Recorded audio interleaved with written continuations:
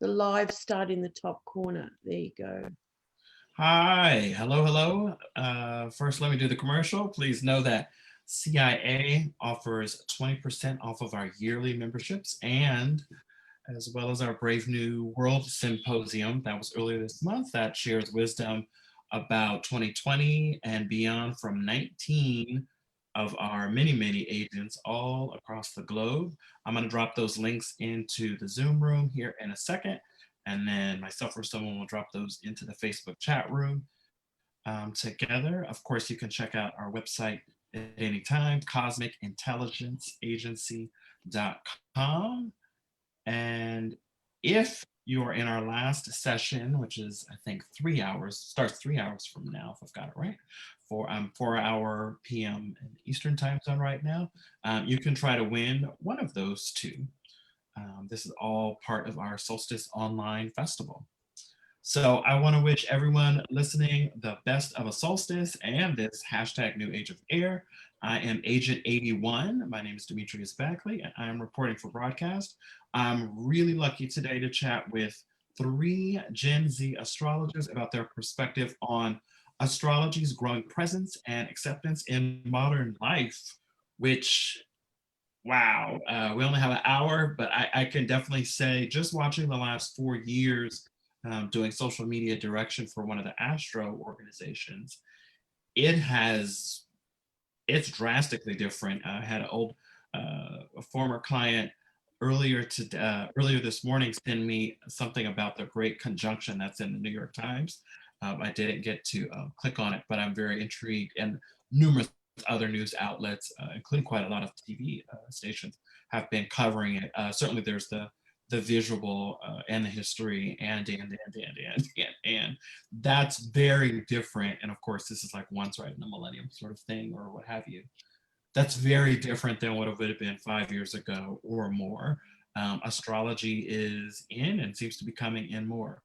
So I want to pass the mic around, even though Gemini Rising here, love to chat. And here in alphabetical order, first names from just a quick introduction from each of you. And if you want to say where you are in the world geographically. Hello, I'm Ayla. I practice traditional astrology with some modern influence. I am currently in Oregon, so I'm fighting the clouds and trying to still see the conjunction myself, but hopefully tonight we'll get some clear skies. Welcome. Hey, oh my God, I apologize. Hey everyone, my name is Blaze. My sun, moon, rising is Virgo sun, Cancer moon, Gemini rising. My pronouns are he, him, and I'm currently in Florida, USA. Welcome. Hi, I'm next. My name is Deja. I am a practicing traditional astrologer with some modern influence as well. I am an Aries rising, Sag sun, Leo moon, so I'm full fire. And I'm located in Philadelphia, PA, and it's cloudy here too. So I'm really hoping that we get clear skies tonight. So fingers crossed, we'll see. Welcome again. Thank you for joining me and taking this time out from across the East Coast and certainly the West Coast across the country. I want to nudge people who are listening, and at least Deja, you just said, my best friend texted me earlier, it seems like, right, with all this technology you have, the places that have clear skies, they are, and some of this has already happened over in Europe and elsewhere in the world, a lot of the news stations are filming it and have the filters and such so they don't break their cameras per se. But yes, it's out there if you're not able to step right outside your door and look up in the sky and see it, since we are definitely amidst snowstorms coming and going to and fro. Yeah, let me leave that there. Okay, so let me open up with the first official question here. These will be modifications of what you saw before, and then I'm going to throw in a new question when we get there. Going around, however you guys want to do it. Let me ask this, right? All these Zoom experiments in 2020. After you speak, until we get to the end, if you'll pass it to one of the other two panelists, if you're the third person to go, you can pass it back to me. I am gonna go and mute and try to resist talking so much. Gemini rising extrovert and a hashtag stay at home is a little bit tricky some days, especially with having a literal mic in front of me and humans that have plenty to say. So why do each of you think that astrology is so hot to trot or so ascendant, pun intended, in these last few years? Let's start with Deja again. Sure. So I think that modern astrology especially has definitely kind of opened the door for people to kind of interact with astrology that's more like personality based and gives people that kind of like nudge. And then with apps like CoStar and that sort of thing, that really made it digestible, maybe to the point of it not being to its detriment, but it's definitely breaking it down a little bit easier for folks to understand. And then I also really do believe that Chris Brennan and his work with the Astrology Podcast has not only like gotten like the general public really interested in astrology, but even those who have like, especially younger people who have grown up with reading horoscopes and stuff like that. I feel like maybe with the Pluto and Sag gen, we kind of want a little more than just like psychological takes on it. So I feel like with his, with the work that he's been doing and things of that nature and opening the door for us to realize how much depth there is and how much of a rich tradition astrology is, has definitely really kind of got the whole wave going, which is really amazing. So I'll pass the mic to Ayla. Oh, thanks. Yeah. I think similarly, I agree with everything you said. And I think a lot of it does come with the Uranus and Taurus. I think it kind of opened up the witchy aesthetic that has kind of come over Instagram and Twitter and everything. Even stores, you kind of see more starry things and more celestial trends. And I think people that were already into that saw that and saw that there was a deeper access and much, like even with myself, I got into the horoscopes, and then when I found out it was a chart and much bigger than that, you just dive in deeper, and with the help of the internet, you can easily do that. Please. Yeah, I think the rise of the internet in general just gives the access of like there's just so much access to information for everyone. I mean, like we grew up with the internet. Like I remember growing up like, you know, with a computer, like with my Game Boy, with my, you know, my DS, like all of these like technology, it was just there from the moment of birth. And I think some of the discussions I've just been having around how people get into astrology in general is that there's usually people just kind of want to feel validated that their existence is meaningful, and that, you know, there is something here that we are meant to accomplish. And I think especially for our generation, I mean, you know, we're growing up in a very scary time with fascism and authoritarianism becoming on the rise. And I think in the way I'm like, okay, what if this is like going to continue as a trend, which hopefully it won't with the age of air, if this is going to continue as a trend, what is the purpose for our existence here? What are we meant to do? And I think astrology really acts as a gateway to understand, you know, what is your natal promise and what are you here to accomplish, whether it be on a minuscule scale or a macro scale. And I think just the internet has really helped with that, with the abundance of resources. I mean, I know a lot of people, they go into astrology more now. Back when I was into astrology, when I first got in 2015, there was no CoStar, there was none of these like apps or anything. So I think people are seeing, wow, there's like validity in this. This is something that, like Deja was saying, with Chris Brennan and the amount of brilliant work he has put out with reviving the tradition and on alongside Project Hindsight. I think that we're like, holy shit, there is like there's something to this. This isn't just, you know, your horoscope you read in the magazine or the newspaper. There's a whole rich tradition around this, and because of the internet, we have so much access to it, and people are curious. I mean, like if you kind of think about Gen Z in terms of its Saturn generations and even its Uranus generations, there's like the desire to really understand, you know, oh my God, you know, there's this curiosity that comes with Gen Z. And I think that's what, you know, Pluto in the sun, in a Jupiter ruled sign talks about. It's like there is this need to gain perspective on life and on the world. And it's I think as of recently, it's just exploded more just because we are in a very scary time. And there's, I almost kind of think of it like this is like almost a crisis of faith. What can you believe in if you see the world crumbling before your very eyes? And so I think astrology helps validate people's existence, and it's probably the main reason why people get into it. Yeah, I feel like for some people, it's if you're not spiritual in one way, astrology is kind of your safety net in a lot of ways. Sorry. Definitely, I agree. That was great. Many things there. I'm resisting going off on tangents as I maybe all Gemini risings do. I don't know. I definitely do. I do want to add for some perspective, Gen X here for listeners. I think I wrote you guys that already. It was similarly scary, not necessarily at the same age, and I know you guys are different ages, but growing up really, for at least myself, on the sort of teeter-totter, sort of the just up into and then after the Cold War, I could parse that out with folks that are old enough to remember The Day After. That is a crucial movie that was on ABC, if I recall the network, right? So mainstream TV, very mainstream TV in the early 80s. And it was about nuclear war and how to deal with that, you know, the day after. And that was a thing. This was not as fictional as we wanted it to be. It was a little bit too close to home. Not that it happened, but just the sort of encroached feeling.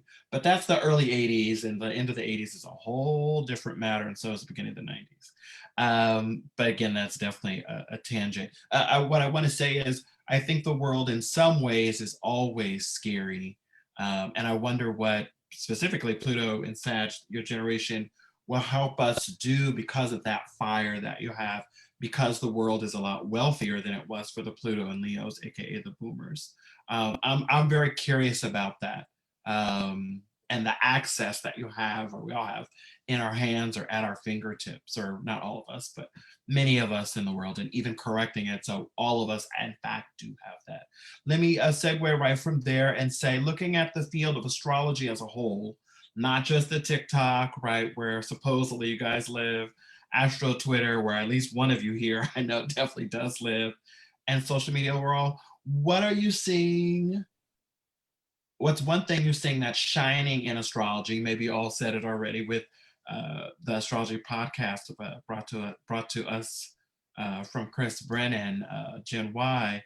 And then what do you see sinking in to the quicksand, the quagmire, whatever, you know, kind of what's a big up that you're seeing and a big like, oh God, this is just, you know, big thumbs down. Blaze, let's start with you here.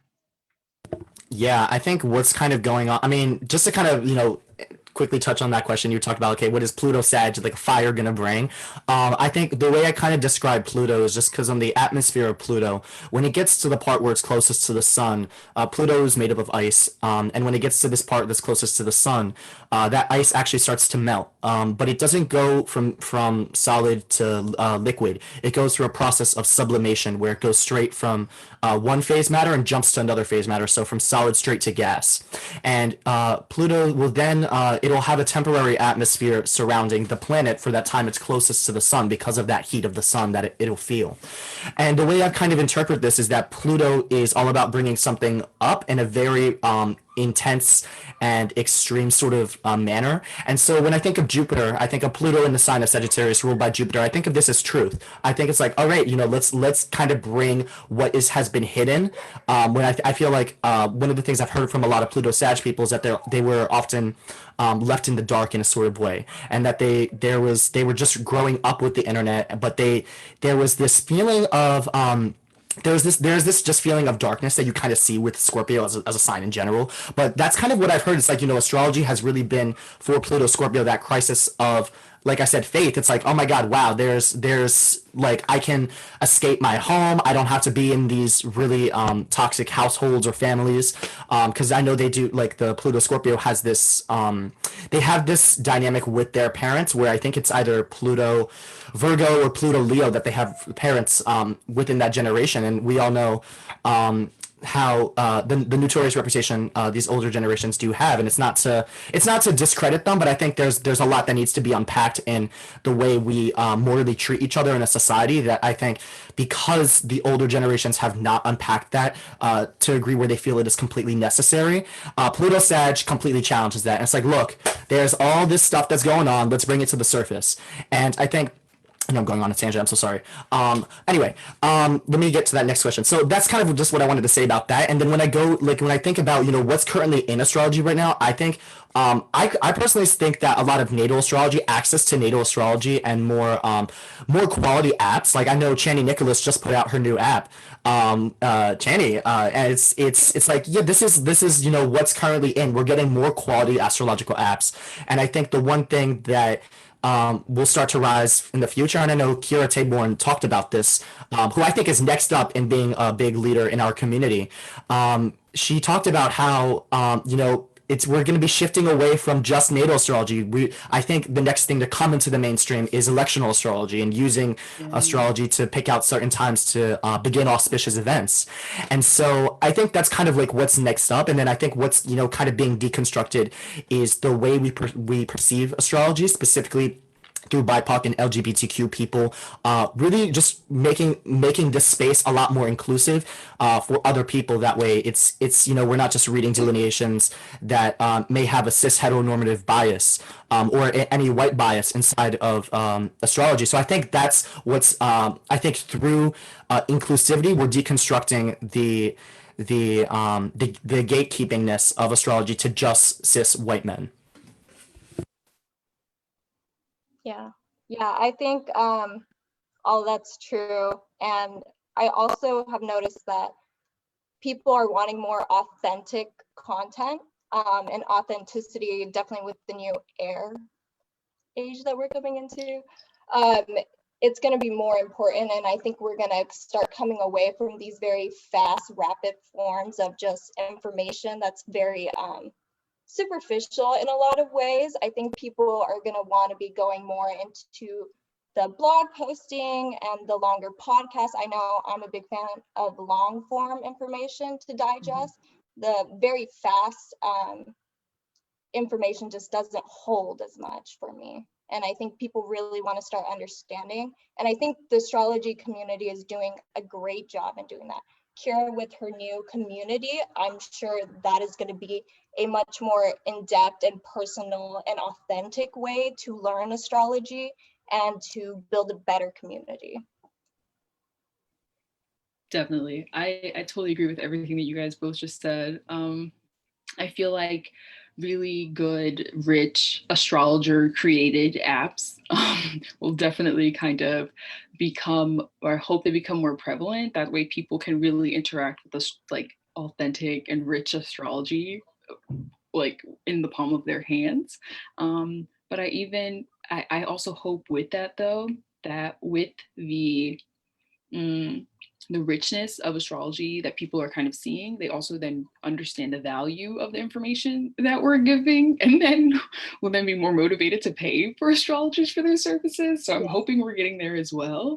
And I agree. I think electional and horary and other forms of non-natal astrology, I personally hope that they kind of really start making their way to the forefront, because it's so useful in like blows my mind about the accuracy for both of those studies. But anyway, and I also definitely think, especially with this conjunction happening in Aquarius, and just with air energy, generally speaking, I feel like community in a very detached way is definitely going to be, I think it's going to be a very big thing. And I feel like we're going to see more like astrology communities kind of being created and being like figured out with Kira. I feel like that she is, by the way, we went to the same like middle school, high school. So I just want to like let people know that like I knew her before all of this. She didn't know me, but I knew her. No, I definitely think that like astrology communities and creating an environment or a container for folks to actually learn alongside other people will probably like manifest itself and come up a lot more, especially with technology and Zoom and things like this. Like people are going to be able to meet in community form all the time. They already can. So it's gonna, I think that's definitely going to have play a really big role in it. Podcasts too, like the being able to talk about astrology for long extended periods of time on just like one planet, then people are like, oh, this is serious. So I feel like all of the long form content definitely will probably become more of a thing for sure. And maybe we'll see like, what are we going to leave behind? Co-star, I'm hoping. Yeah. And I don't know, maybe like, I feel like horoscopes are still always going to be something that people want to capitalize on and use, especially brands use horoscopes as like a thing. But yeah, I think that's where I'm at. Thank you for that. Just letting that breathe for a second. Let's go here. I have this question, and Blaze, you raised it already. I'm super curious. I've seen outside of astrology some Gen Zs comment on this, but I'm still, again, Gen X here, like, what is this? How do you explain the beef between millennials and boomers? And why is my generation so invisible? Anybody? I don't know. I think that's hard to say because I don't want to put any like image to a generation, but I think there's definitely maybe some mutability there, and maybe conforming in how the system was already going, with maybe the Pluto and Leo kind of following suit. And I think maybe now with the new millennial generation, the millennials are not taking no for an answer. They're really pushing for these inclusivities that we want in our communities. I know, especially in Astro Twitter, it kind of gets a little hairy because some people want to be very radical in our push to equalize it and make it home for everyone, while there's definitely a resistance to, you can't change it all at once. And I think that's maybe the beef that's there.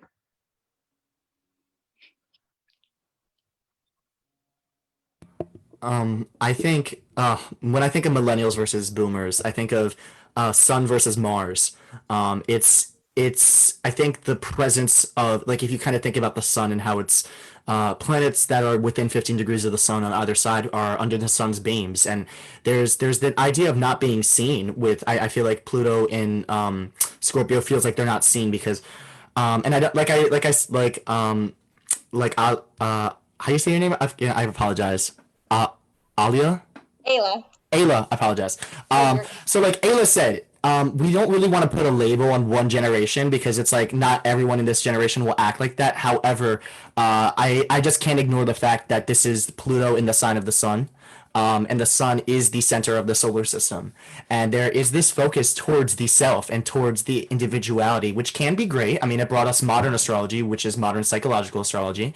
However, I think the demands and the needs of Pluto in Scorpio are much more.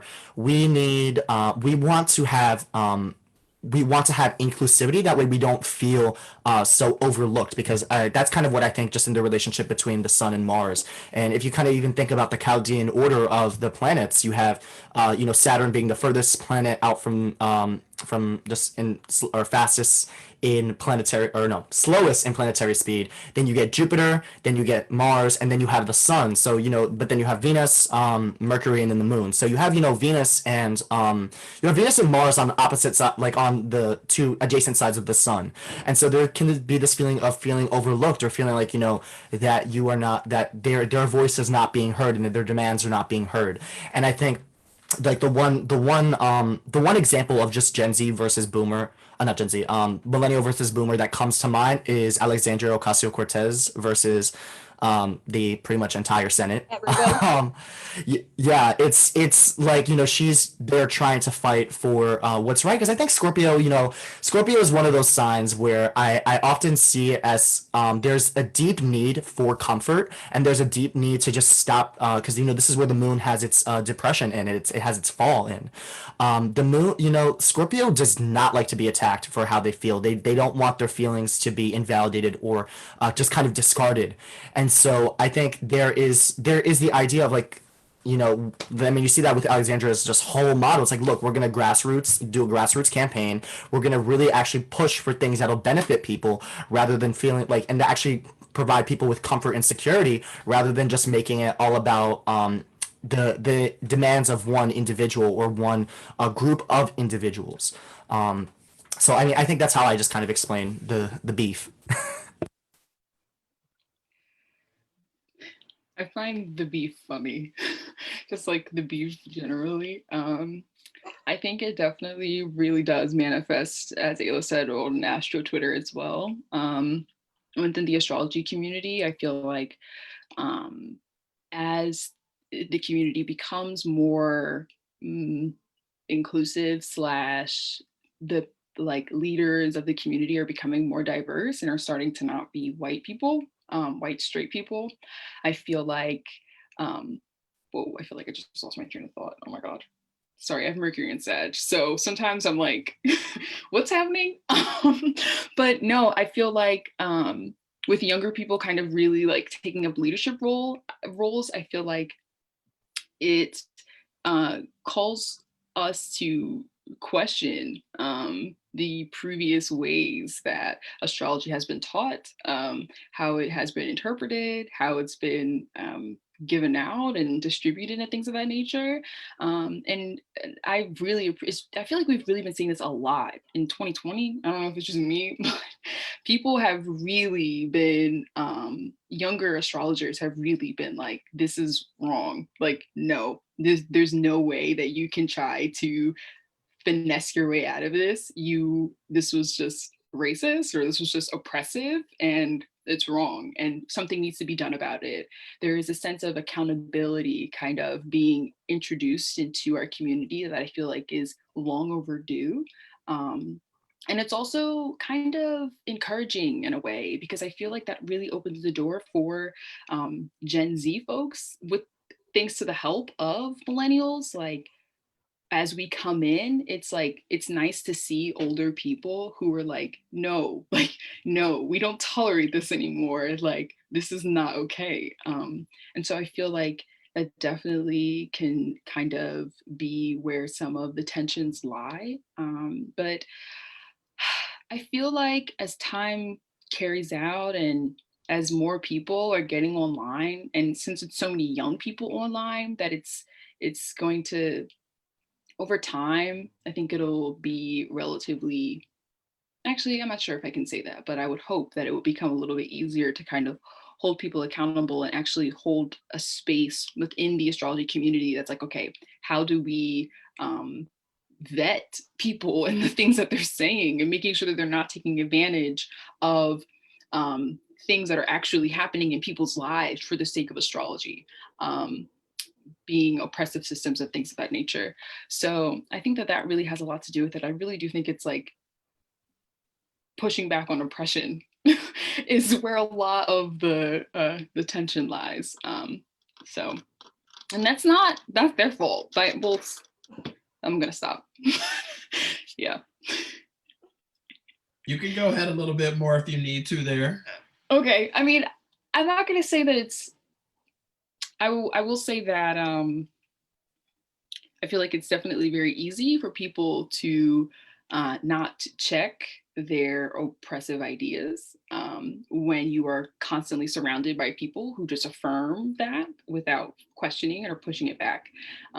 So it's very easy to just kind of continue to be racist and continue to be homophobic when all the people around you look just like you, have the same ideas as you.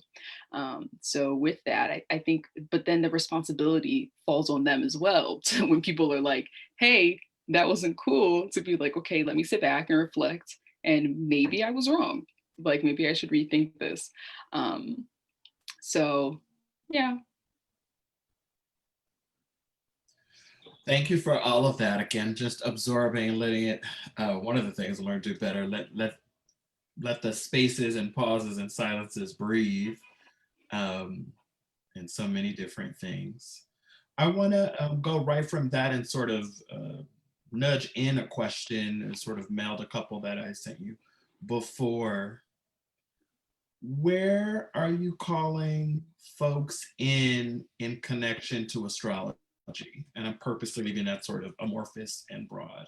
But where are you calling in? Because I think that's one of the gifts that I see Gen Z exercising over and over and over again. I feel like you guys are the call-in generation, so to speak. And I don't necessarily mean physically, but maybe that too.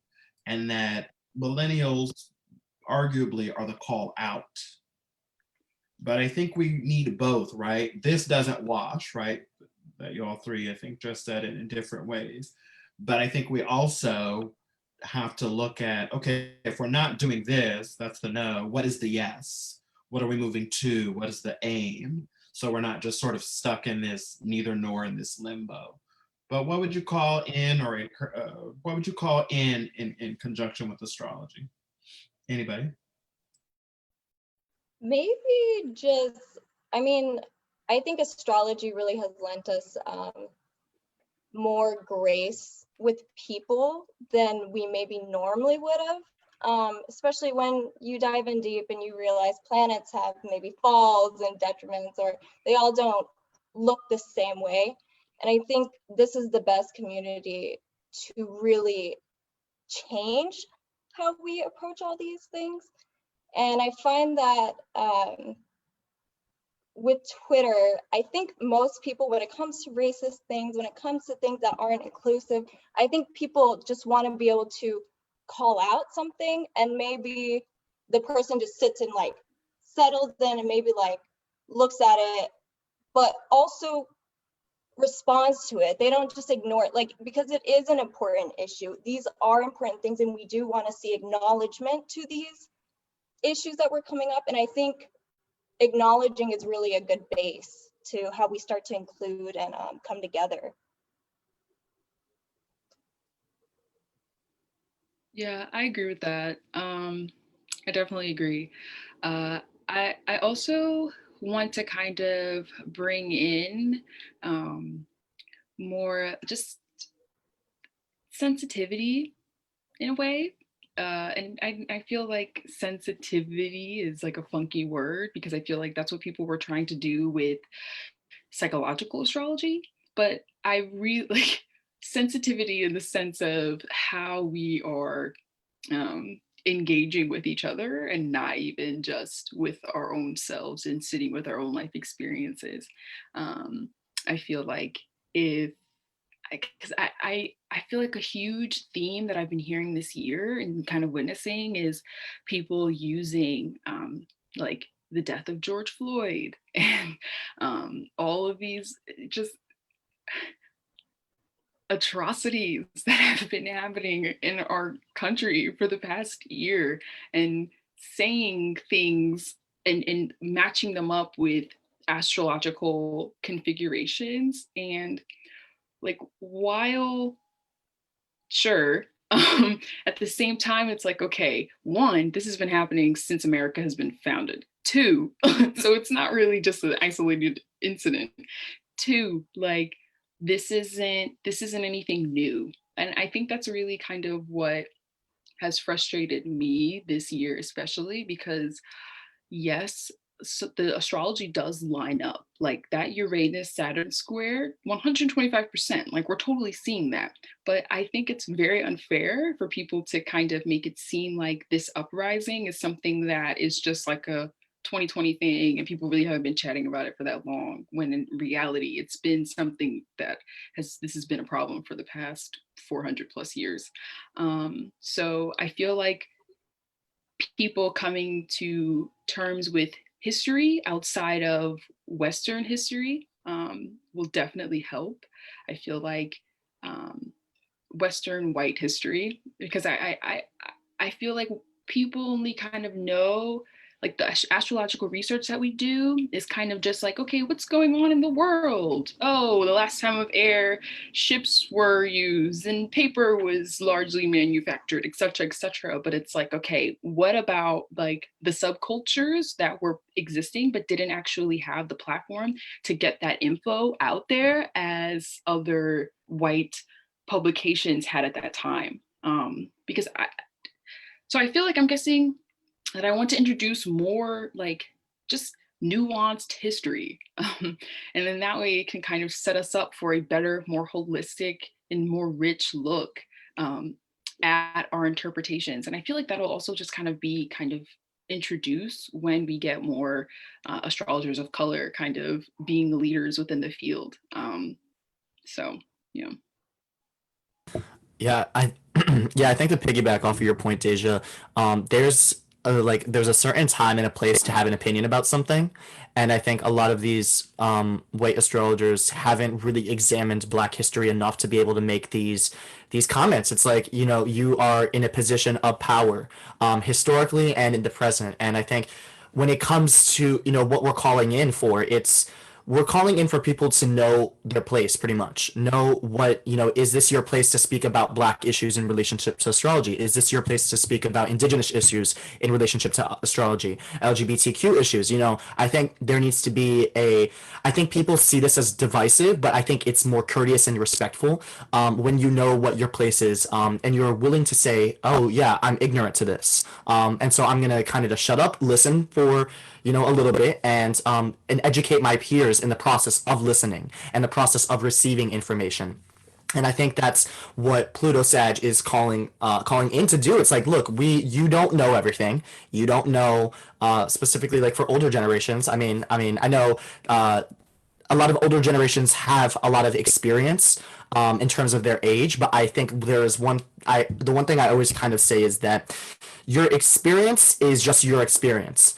It is very much, this is the life you have lived, and sometimes people live life through different lenses. So you only really know what you know, and you can know a lot. You can be like 60, you can be 70, you can be older, and you know a wealth of information. But is it someone's place to speak on these issues? And I think that's what Pluto Sag really wants. Is like, I think the biggest desire for us is freedom, and really to be able to do to just do what we want. And in a way, I think when people think of, oh, you can do what you want, they think of it as you can just do anything and be rambunctious. Well, it's like, no, you can do what you want in a way that's respectful to other people. And if the act of you exhibiting some sort of traits or whatever comes with disrespect, I think there needs to be an evaluation of your worldview in general. Like, why do you think that just being able to say whatever you want, talk about whatever issues you want when you are clearly uneducated about these issues, why is that something that is okay? Why is this something that is, do you feel you have the position to talk about? And people will talk about like, yeah, individual autonomy, I can do what I want. And I think one of the things I've been talking about with a lot of other astrologers, specifically millennial astrologers, because I connect with a lot of the millennial astrologers, I look up to them, they're amazing.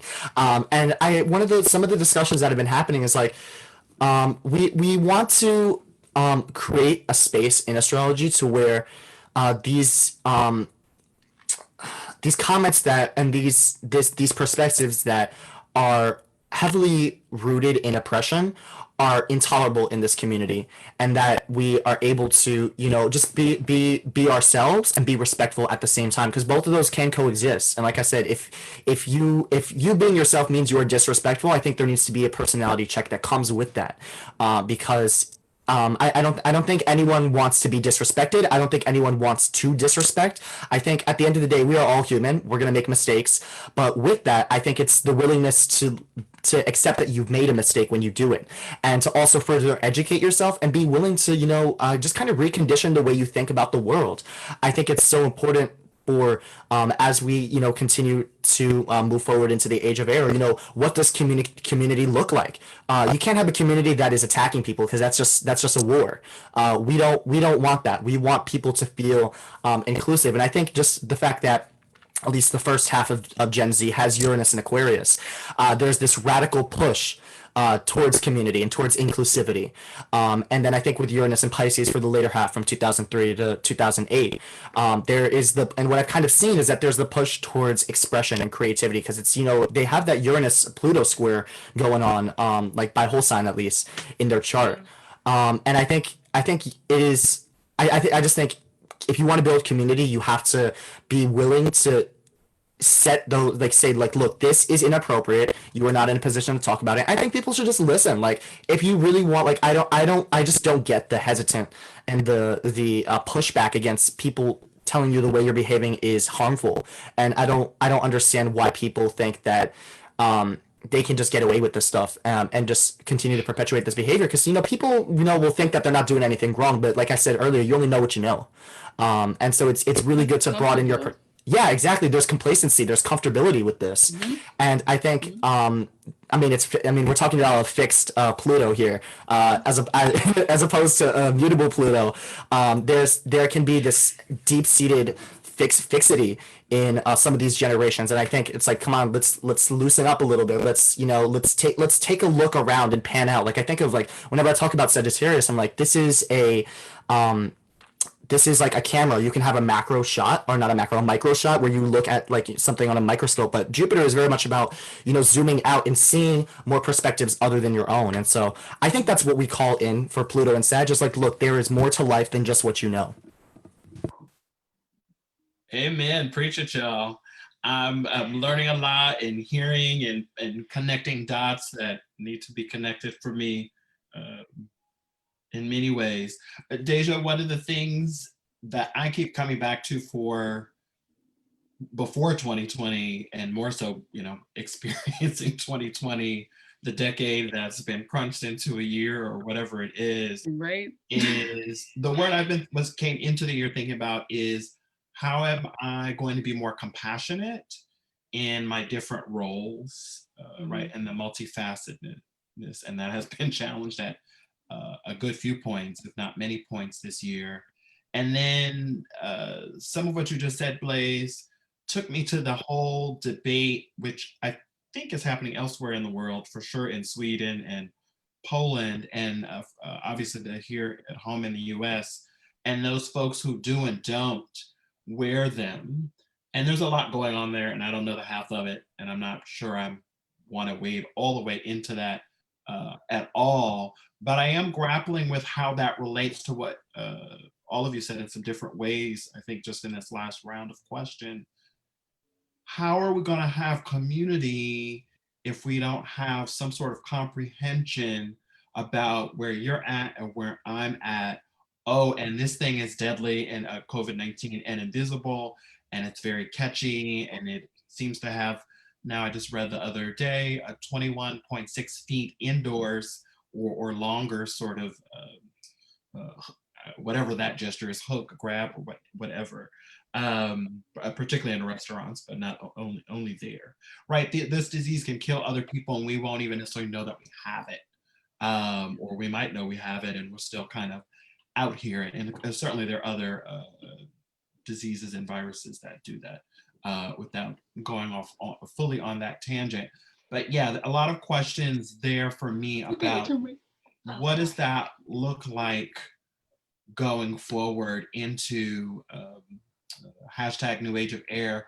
And just to throw a little bit on that, for people who are not familiar with the term, today, 3.5 hours ago, or almost 3.5 hours ago, Jupiter and Saturn, the grand conjunction, met up in the sky at 0 degrees Aquarius. and that's setting off a multi-decade, some will say 200, I use that plus minus if I'm typing it. I use air quotes here, but it is a whole new era we are entering of living, of existence. I think it will be a lot of the things that each of you said already: community, equality, I think you said early on, and equity, and many more things. I think one of the key questions that I will ask, maybe I already started asking with Saturn and Aquarius back in the spring, are we all going to get along? And the answer to that I've been thinking about, because I'm a little bit older than you all, might be no in a number of cases. And in fact, all of you just said some cases where that could be no, in terms of astral Twitter, or this ill-timed or ill-chosen remark at this astrology summit conference, whatever, and. But one of the things that was thrown at me somewhere in the gazillion things I read in the spring, just trying to sort through what in the hell are we amidst, is this really kind of funky idea that even if I hate you or they hate me or both, we're still in relationship with each other, right? This very sort of Libra or just air sign thing. And what does that look like, since we're sharing the same space called the Earth, right? Or even closer up, depending. Anyway, many thoughts there and thinking, and thank you for the pulling back, right? The wide shot per se, that Pluto and Sag has. One of the things, at least you said earlier, Blaze, that I think about a lot. Sometimes people are like, who is Gen Z? Obviously not Gen Zers. And I say, look at Greta. Look at how she's really just putting it down, right?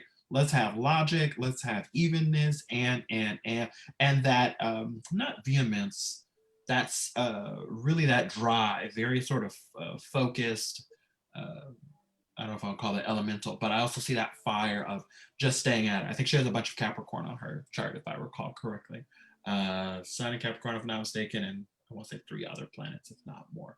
But that, I think, is one of, we could talk about the Parkland kids, and there are a good few other examples, but I like to use her because I think she's not even 18 or just has turned 18. And she's already been, right, doing the work, right, which a lot of us are not. Gosh, there are a lot of responses I want to share, but I see we're coming close to the hour. To some of the stuff you said, Deja, one of the things that is intriguing to me, and then segueing to one of the questions you all shared in email, or really sort of 2-part, that's pretty meaty, and then we'll kind of wind down with that and then have an outro. And right back to this mask sort of split, I'm not wearing a mask, I refuse, and ... I am wearing a mask, and that's not all necessarily positive per se either. In terms of social isolation is one of the big things I think about there, and even am experiencing to a point, or a large point. And you were saying this too, Blaze. Are we, well, there are lots of questions about what we agree to and the relationship we want to be in versus, for some, the world that they perceive or even live in or privileged to. There's a lot that doesn't add up there, for a lack of, for some English, put some English around it. So I'm curious about, I think you said knowing not when to speak, but that's such a contrast from a number of spaces, many spaces I've occupied in my life as a cis male, as a few other things. And then I think about friends and so-called enemies and a few others, and even some in this community, astrologers community, in the last 2.5 months that were, some were called out, right, but also called in, and even some off the stage that were called in, and they weren't really able to hear that, really able to go somewhere with that. So I'm really intrigued at how we humans navigate that going forward, so we can have a better world, we can have healthier community, and all of the things. I hope some of those ideas I got articulate. I might have used a bigger brushstroke with my words there than I wanted. I want to play this question back to you again that you guys shared that is so juicy, coming right off of what you all were just saying. How can we cultivate a safe environment where elders learn from the revolutionizing Gen Z, and also while elders pass their batons of knowledge to Gen Z? And this was already said, but I'll just reading the question as is, how can we hold each other accountable to cultivating this dynamic?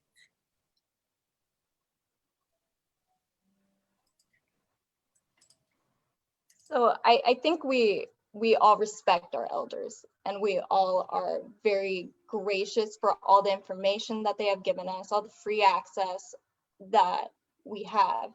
And I think with the environment changing so much, we are, as a Pluto and Sag, we have our arrow set and aimed to something, and we're gonna do it.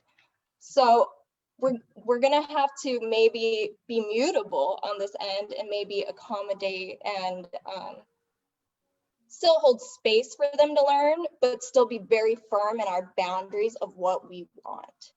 And I think that's the best way we can go forward. Yeah, I agree. I also think it's going to take people becoming comfortable with apologizing and giving really good apologies. Not just "I'm sorry you were offended," but actual apologies, and actual deep reevaluation. And I feel like Blaze mentioned this, talking about disrespect and like being a disrespectful person. If that's a part of your personality, there's a lot of like self-evaluation that I feel like you've got to do as an individual. I feel like as a community, we can definitely work to support those who have been negatively impacted by different oppressive thoughts that have been spewed out, supporting them, and honestly like just rushing to their aid and being like, sorry that you had to experience this, sorry that you were in a space where you wanted to feel safe, but your safety was taken from you because someone wasn't someone didn't read the speech first, or like someone, I don't know, whatever got lost there. Sorry that we compromised your safety for the sake of a big name astrologer headlining this conference or whatever the case may be.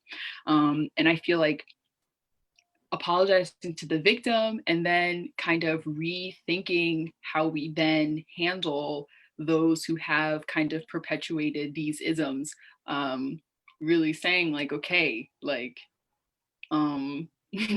this is a community that is based around people, literally, like, and evaluating human lives, literally. So I feel in time, so I feel like there should be an understanding within all of us that kind of allows us to be more gracious with not even the people who are who are kind of enforcing these isms, but being more gracious with ourselves if we are the people who are enforcing these isms, and being like, okay, wait, like I'm in the field of study with other people.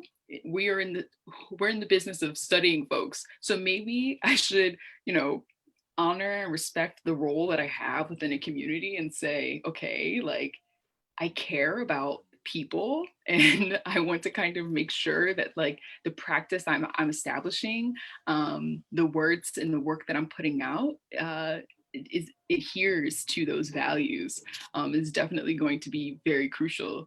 And I feel like kind of when it becomes enough and when like they need to be cut out, cut them out. Like, because there are people who won't care. Like there are people who will just continue to be gross. And there has to come a point when we're like, no, we're such a small community that like we are all like, no, this does not stand. This is not okay. There definitely, I feel like Ayla really raised a really good point. Like gracious, but also having strong boundaries when it's necessary. It's definitely really, really crucial. I feel like people don't really have that. I don't know. This year really kind of really made me second guess a lot, because I really thought that like people would do that. Oh no, wow, that's a really good point. I never thought of that. Maybe like my moon being in Capricorn kind of held that, like, I don't know, whatever the case may be. You know what I mean? Like I feel like we all do this whenever we do something, whenever like astrologers do an action that's like, sometimes I do it. I'll be like, oh, sorry, I'm rambling. I have Mercury and Sag. Like we put that together. So it's really bizarre for me to see people doing these things and then not doing that check-in with themselves. It blows my mind. But yeah, I feel like maybe we should have like self-evaluation seminars. Maybe other astrologers need to get their birth chart read by like, I don't know, by specific sort of astrologers that kind of really navigate and dig deep into like, let's unlearn your oppressive learnings. Maybe that should be a thing. But yeah, I think that should be a thing. I feel like there should be like a field or like a group of folks within astrology who are astrologers who like are like, okay, maybe we should figure out how to unlearn this stuff. Yeah. Yeah, I think it's so many great thoughts. I think one of the things that I always grapple with is, this may just be my own bias, but elders can be very successful in their career and everything. But I think that respect, regardless of your age, is a two-way street. And I think these people need to start really recognizing, like, look, you grew up in a completely different time. You're in a different era now. You kind of have to change with that. I think there can be a complacency towards fixity. I think it's so important for people to realize that change equals growth. And if someone is unwilling to change, it seems like, they may be unwilling to grow as an individual. I don't know. It's something I grapple with a lot, is how do we approach this situation in a way that isn't super like completely fiery, because I think I know fire can be very it can be a little bit intense. Like, you get next to the heat, it's like, oh my god, it's hot. Think just planets combust the sun. They're burning up right there. And I think it's so important for people to recognize, and like I said, their place. Like, if someone is educating you, regardless of your age, I think this kind of hierarchical status of the way we perceive age, whether it be class, gender, race, all of these things, basically capitalism. I think just the way we perceive that is, people have just been so complacent in thinking that because they have, for example, lived this amount of time, that it seems a little asinine for younger people to kind of check them. And I think that's what I've noticed, is that it's like, you have not been doing the work that I've done for the past 30 years in the astrology community. Who are you to tell me to do this? And while I can understand that, I think there is, if people are calling you out on behavior, and people are like, telling you like, look, this is not helpful to the community, because there needs to be a less emphasis on it being about the individual and more about, I think there should be emphasis on the individual, but it's more like, when someone says like something harmful, it doesn't just hurt, it doesn't just hurt the person, it hurts the community. And one of the things, one of the quotes that comes from, because I think it's no surprise, everyone knows I love Madonna. I think one of the quotes from an unreleased song that comes to mind is, hate destroys the one who hates. Everyone suffers the same. And I think that in this situation, it's like, when people are unwilling to recognize each other, because I think the whole Saturn thing is, we need to, and I've been thinking a lot about Saturn just because I'm in a Saturn year right now. And Saturn, oh my God, Saturn. But I think one of the things I've been thinking a lot about is that you have to step back for a little bit. It's okay to step back and just listen. Like, I think there's a quickness to try and apologize or fix things. But one of the things I always say is that you are not, like, a person doesn't change overnight. They're not gonna, people, I think they need to really digest this information and digest what's going on, because I think that's the most important thing, is just digesting, sitting with it, and being open to sitting with it, rather than the instinct being the choice of deflection or rejection, is one of the things that I think is very important. The Mac has said, as you've heard, I came on not for that, but something else. It is at the hour, and I see we've got our next session is queuing sort of in the background here. I want to wrap up with words from each of you. Just something, I'm gonna say the question and say something, then you guys speak, and then I'll come back and do sort of the commercial, as it were, and then a passing of a different baton. The question, what's something hopeful and brief that you'd like to leave viewers with concerning 2021 in general, or maybe the astrology? It's a word, a phrase, or what have you. I want to add in, thank you all for joining me today, and being who you are and doing the work that you're doing out there, and just blazing those, no pun intended, those different fires. I think there's something really special and fascinating about the physical fire. If you've ever watched it, I know there's a gazillion videos on YouTube. I know it from pre-YouTube and Backdraft, which if I recall is a 90s film, maybe even the 1980s, I don't recall at this second, without trying to go into who's in it. But fire literally dances when it's going, particularly if you're talking about a raging fire through a building, or through land, et cetera, et cetera. And it has a really beautiful and hypnotic and seductive, right, for pyromaniacs, way that it moves. And I think certainly it can clear things out, as we've seen in California and Australia and elsewhere in the world in the last few years, if not before. I'm excited, not that the other three elements, not the least of which is air, isn't in the mix. Let me pause there, because I'm not getting all of the thought I want out there. Let's go backwards, alphabetical order. Something hopeful to leave viewers with before we wrap up here in the next 2 minutes. I'm okay. For one specific thing, Jupiter and Pisces. Very hopeful about that. Coming May 2021. Very excited. So everyone prepare for that. That's something to really look forward to. I also, I'm trying to think, like, not just like astrologically and just kind of like experiences. I'm hoping that people kind of experience astrology, they just experience it. Like, I hope that people are kind of tapped into transits and kind of just live through them and see how the planets really kind of feel within our own individual lives. I'm hoping that people kind of start doing that a little more. I'm also really hopeful that, like, I think we're going to make some really good, like, social progress.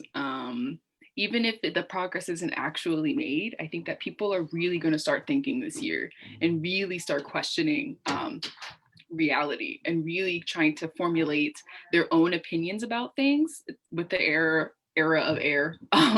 And I'm praying that folks really take advantage of that. Yeah. I think the one thing I'm hopeful is ditto to Jupiter and Pisces. Oh my god. Jupiter. You know, I am just very happy that the big guys are leaving Capricorn. And I think that's the one thing to look forward to, especially just because, like, I mean, they can be in Capricorn whenever they want, just not with Pluto. Like, Pluto, you can just, like, sit in the corner and just do your thing, please. I'm very hopeful for Jupiter and Pisces. I'm very interested to see what happens with the Saturn-Uranus square. And I'm wondering what that's going to look like. And I think I'm just really hopeful towards things to get better, and us to, I mean, just in COVID, just to really roll out technology and medicine that is a lot better. Just that way we can live life in a connected way again, because there's been the theme of disconnect with Saturn briefly entering Aquarius. And then, I mean, Saturn is finishing its retrograde cycle with that coming I don't know what degree it's stationed, but it's finishing that sometime within One. yeah, it'll finish that sometime within at least the end of December. I mean, it is the end of December, January, whatever. So I'm looking forward for that retrograde cycle to be over and to see, you know, the new territory Saturn is gonna bring us with Jupiter co-president. Again, Jupiter and Pisces is gonna, I'm looking forward to it. But I definitely think community is gonna be something I'm looking forward to more authentic communities being built, along with innovations in some ways, maybe to help this community building or to make things more accessible, maybe even in agricultural or other innovations that will help us kind of get more into a community-based living. Thank you three again for taking the time out. I'm really sincerely flattered and honored and glad to bring you to this Solstice Online Festival. Lots of thoughts are pinging around. I'm just trying to pull a few here. I want to say for us older than Gen Z, the takeaway was very different than I thought this conversation would be for me. And it's relatively simple in words, maybe not as easy to inhabit, myself included. Actions and words have impact. Please own yours. This is key for us to have a better world, better communities, better families, and I am Agent 81. I am saying good evening to you from Brooklyn, New York. I'm like, where am I at in the universe? Brooklyn, New York. We have a great lineup still going. We've got 3 more sessions. I'll let them introduce that. I'm going to drop some links in the Zoom, but I'm going to be after I'm quiet, and then also on Facebook. Thanks again for joining. I will see you all next time. Bye. Bye. Bye, Demetrius.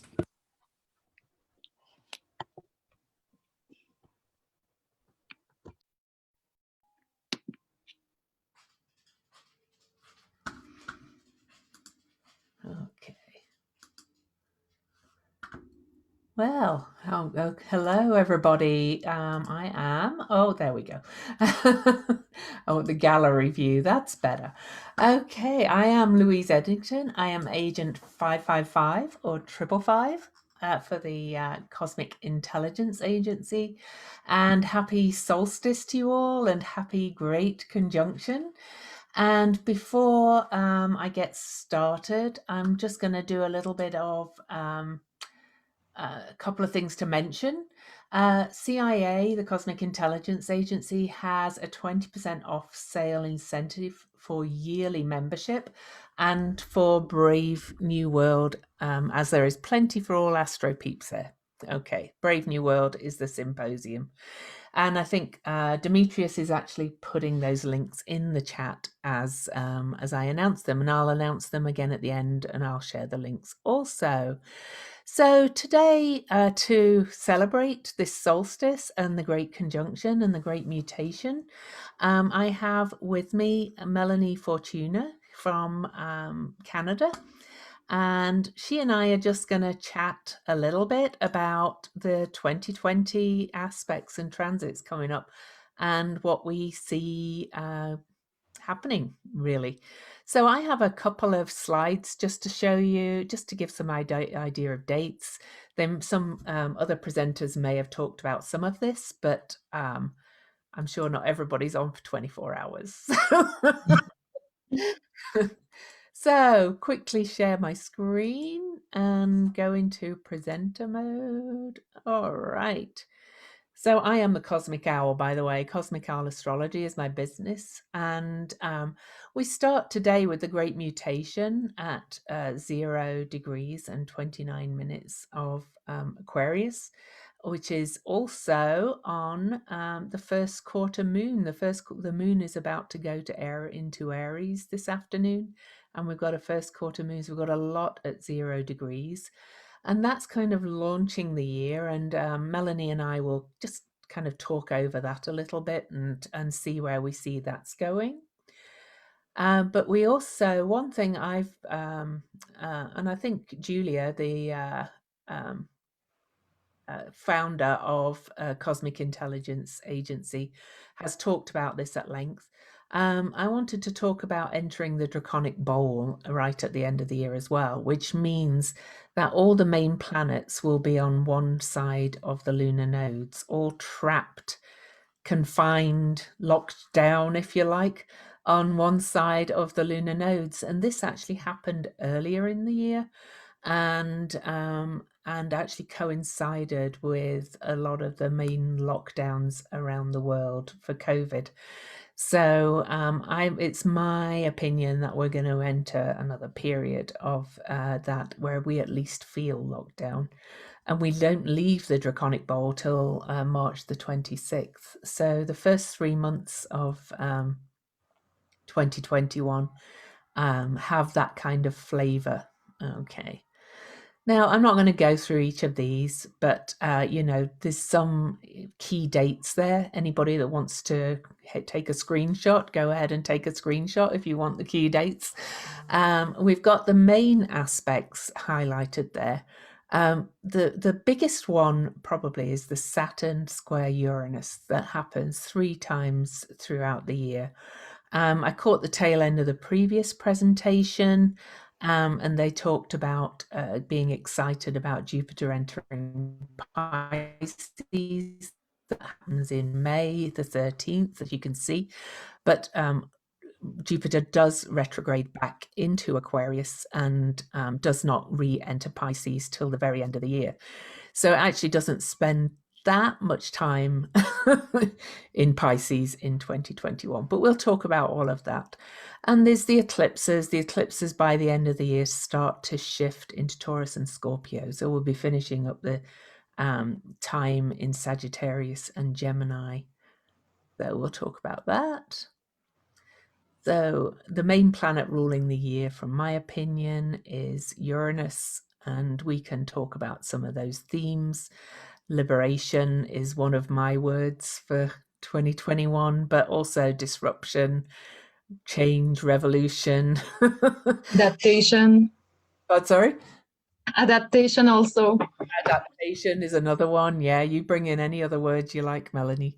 And I also did want to mention that all 3 Mercury retrogrades in 2021 are also going to be in air signs. So we not only have this shift into air with the great mutation or great conjunction that's now happening right now.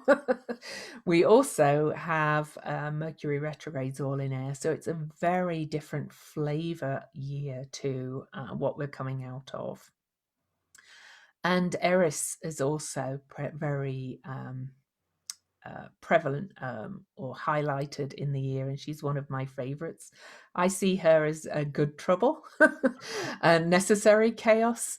And as we speak today as well, Mars is about to conjunct Eris, and the 2 in Aries, and the 2 are squaring Pluto. So we're kind of getting a flavor right now of the themes that are going to take us into 2021. Okay, so the potentials from my point of view are, yeah, good one there, adaptation. I should add that to my list. But liberation, innovation, positive change, awareness, time-saving and life-changing futuristic discoveries, detachment and spatial separation, more transitioning to virtual working permanently is a potential, and changes to food production from necessity, really, using new innovations and community food growing. Community is going to be a big thing.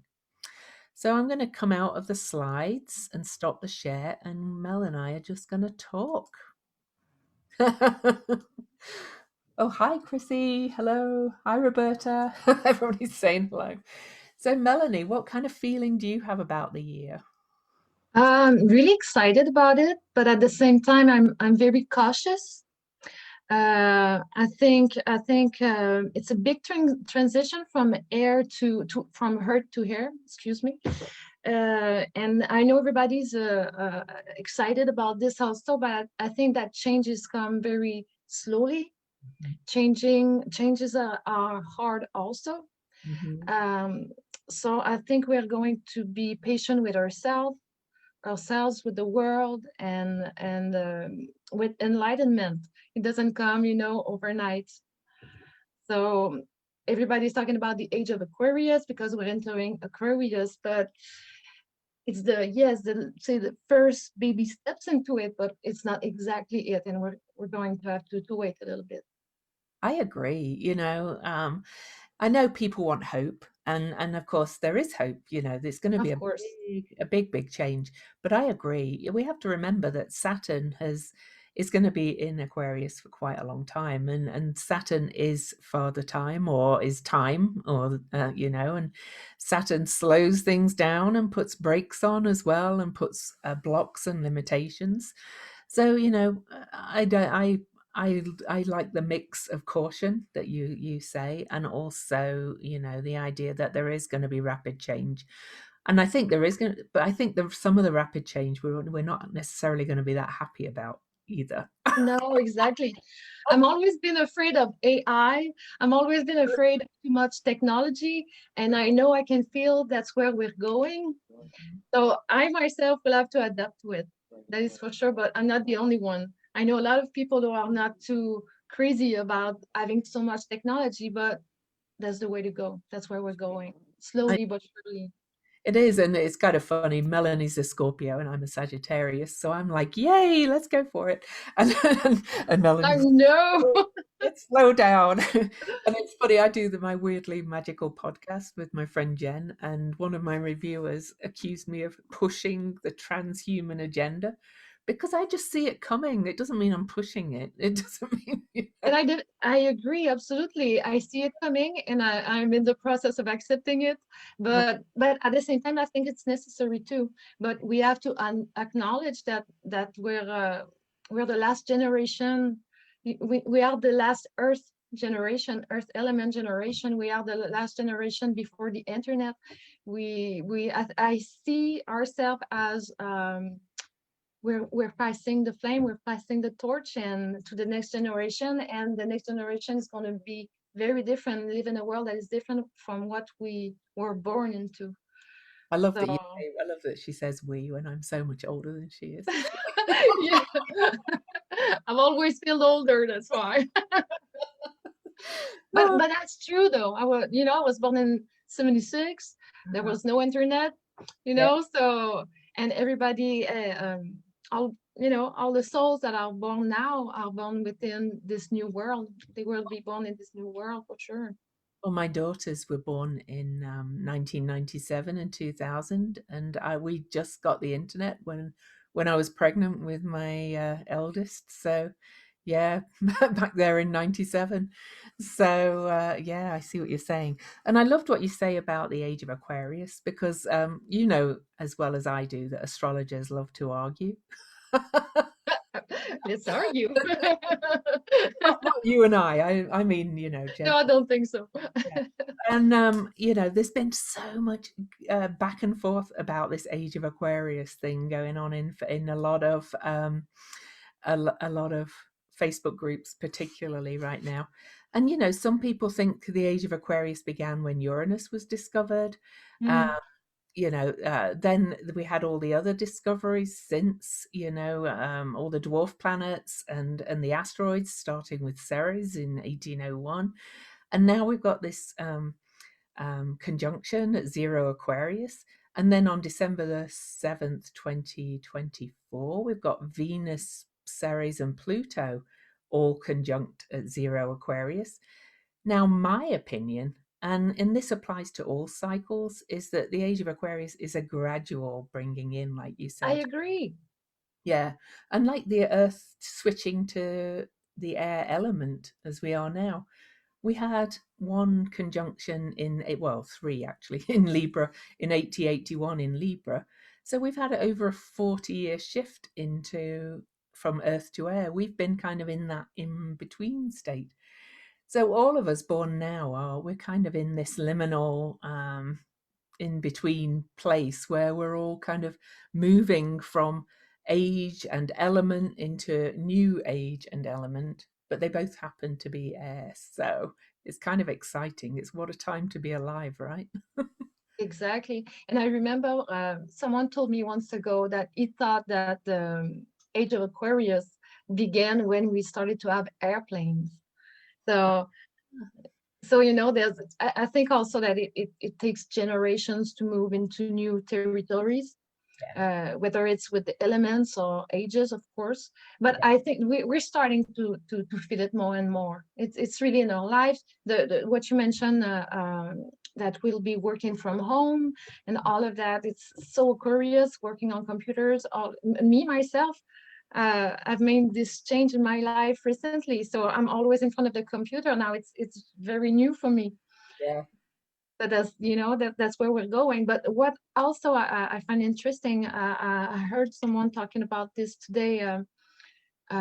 There's 7 generation in a 200-year cycle. So, like I said, we're the last. We're the last of the 7 generation, but the new ones are coming, and it's to see this in generation. I think it helps to understand the big cycles. Yeah. And, having kids of that generation, myself and the newer ones that are coming in, I see how very different they are. I see how,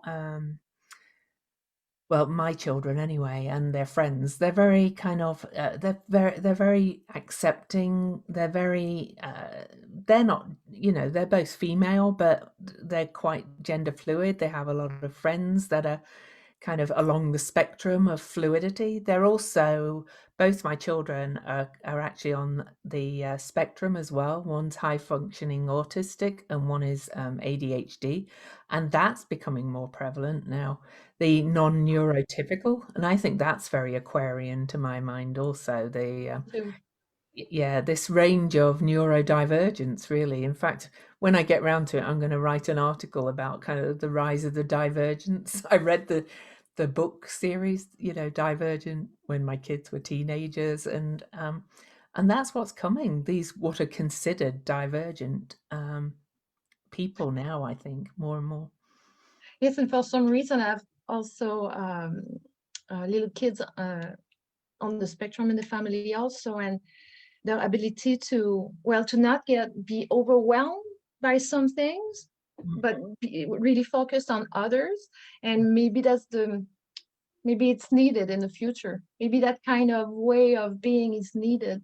I think it's an expression of the age of Aquarius, where we're going. That is for sure. I agree. And somebody, Andre, has put in the thing that Taurus will resist the Uranus changes. And that brings us really to that Saturn-Uranus square. And of course, Saturn and Uranus are both the traditional and modern ruler of Aquarius. So, and the two rulers of the traditional kind of time and the modern time are squaring off right through 2021. And I think it's actually going to be quite a battle with a lot of resistance. Would you agree? Definitely. I think that, of course, there will be resistance. But I think that Saturn is going to, how can I say, elevate. It's going into Aquarius is gonna elevate our minds. We will have to follow, but at the same time, Saturn doesn't like change either. So, but maybe with Jupiter in the mix, we'll see a little bit more of innovation going forwards, and all of that is gonna be along with Uranus. But it is true that it's almost inevitable that the old and the new are going to fight. That's for sure. And well, I'm Sagittarius with a major Sagittarius stellium, so I always have hope. I do have hope also. I know Sagittarius hope's really like out there, isn't it? But having tracked all the cycles for quite a while, Saturn's travel through Capricorn involved being in 2019 almost every month, apart from one or maybe two. Saturn was actually occulted by the moon in Capricorn. So that, to my mind, is eclipsing the old energy of Saturn. And I feel Saturn has, and then, of course, big major conjunction with Pluto, bringing transformation. I kind of think Saturn has been softened and transformed. And, you know, with this move into Aquarius, which, by the way, I have a theory that I talk about in my book, The Complete Guide to Astrology, that the symbol for Aquarius, the two waves, is actually the waves of kind of quantum wave theory, with Mhm. connectedness of everything. And I kind of think Saturn was being softened before we go in there to actually bring out more of the yin side of Saturn, the crone energy, if you like, or the high priestess energy, because it's only humans that have made Saturn so harsh and masculine and things. Saturn, you know, I have Saturn in Capricorn, so I'm very in the first house.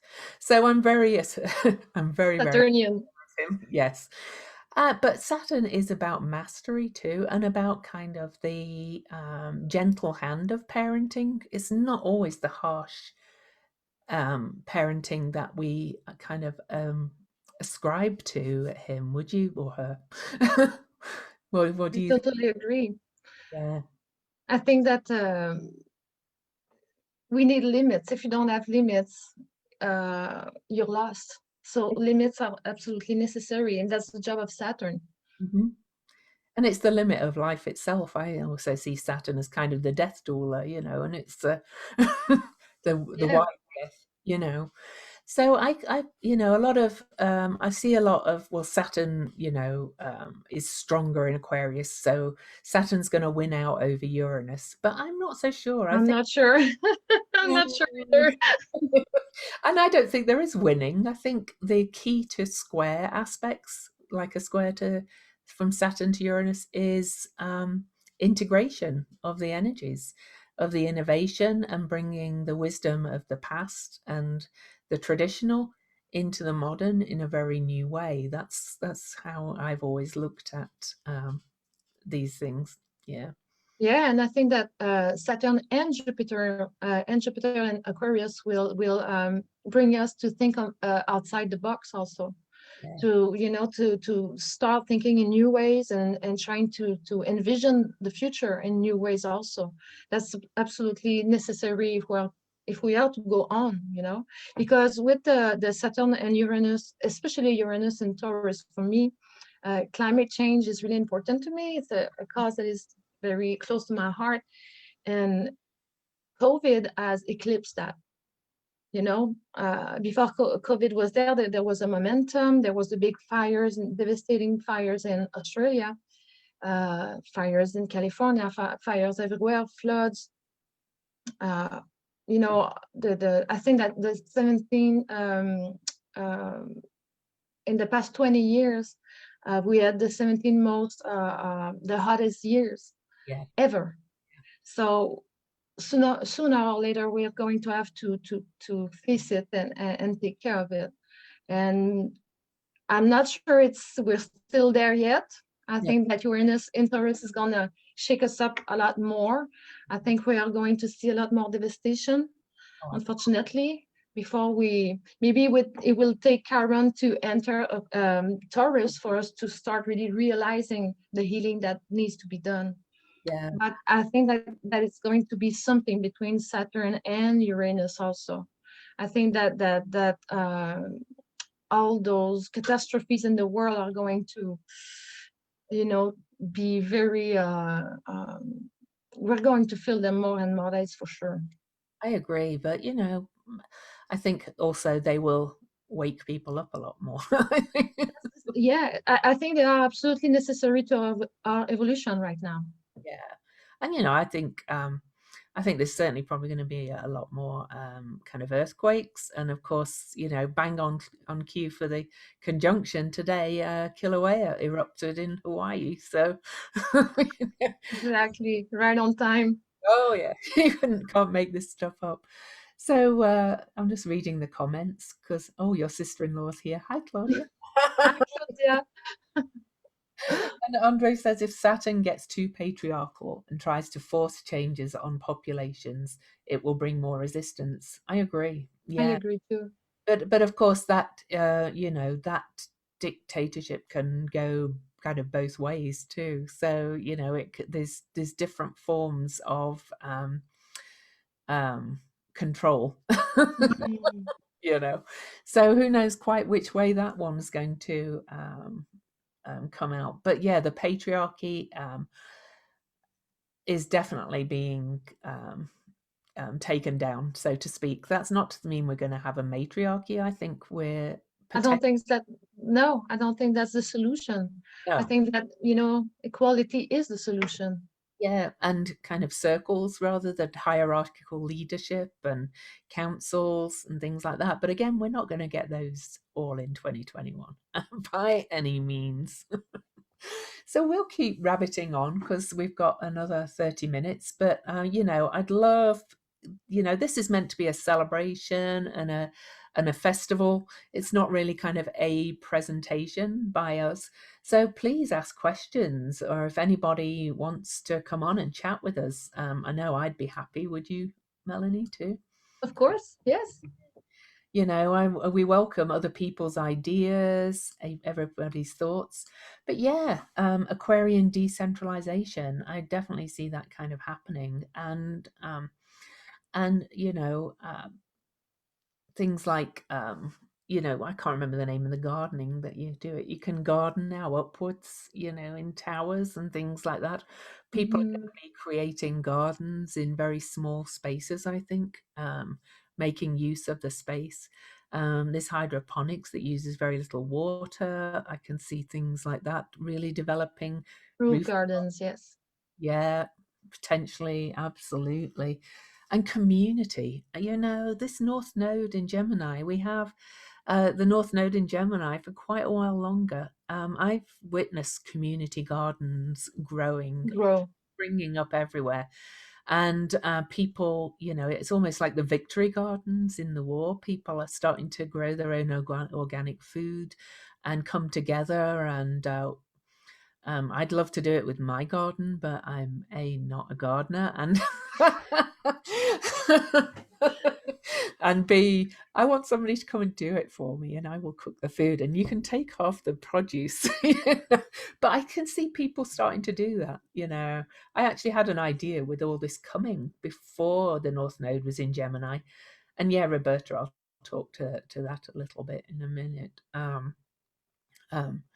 I had, I have a membership group, and I talked lots about it, that I had this idea to create a business that I do not have time to create, where I just organized people going to people's houses and creating food gardens in the gardens, and keep taking, and selling half the produce to pay themselves, kind of thing.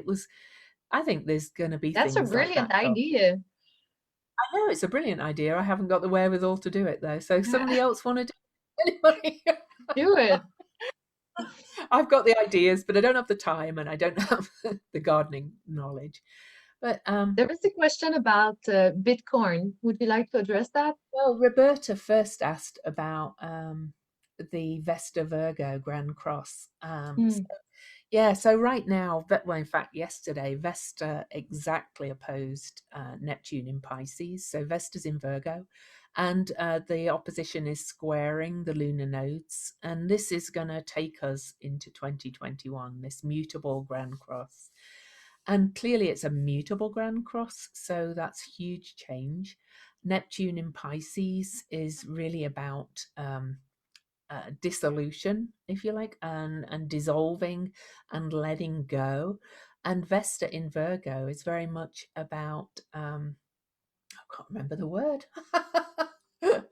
Oh, I've been using it for weeks, but anyway, it's in Virgo it's about being whole unto oneself, but it's all about more modesty as well.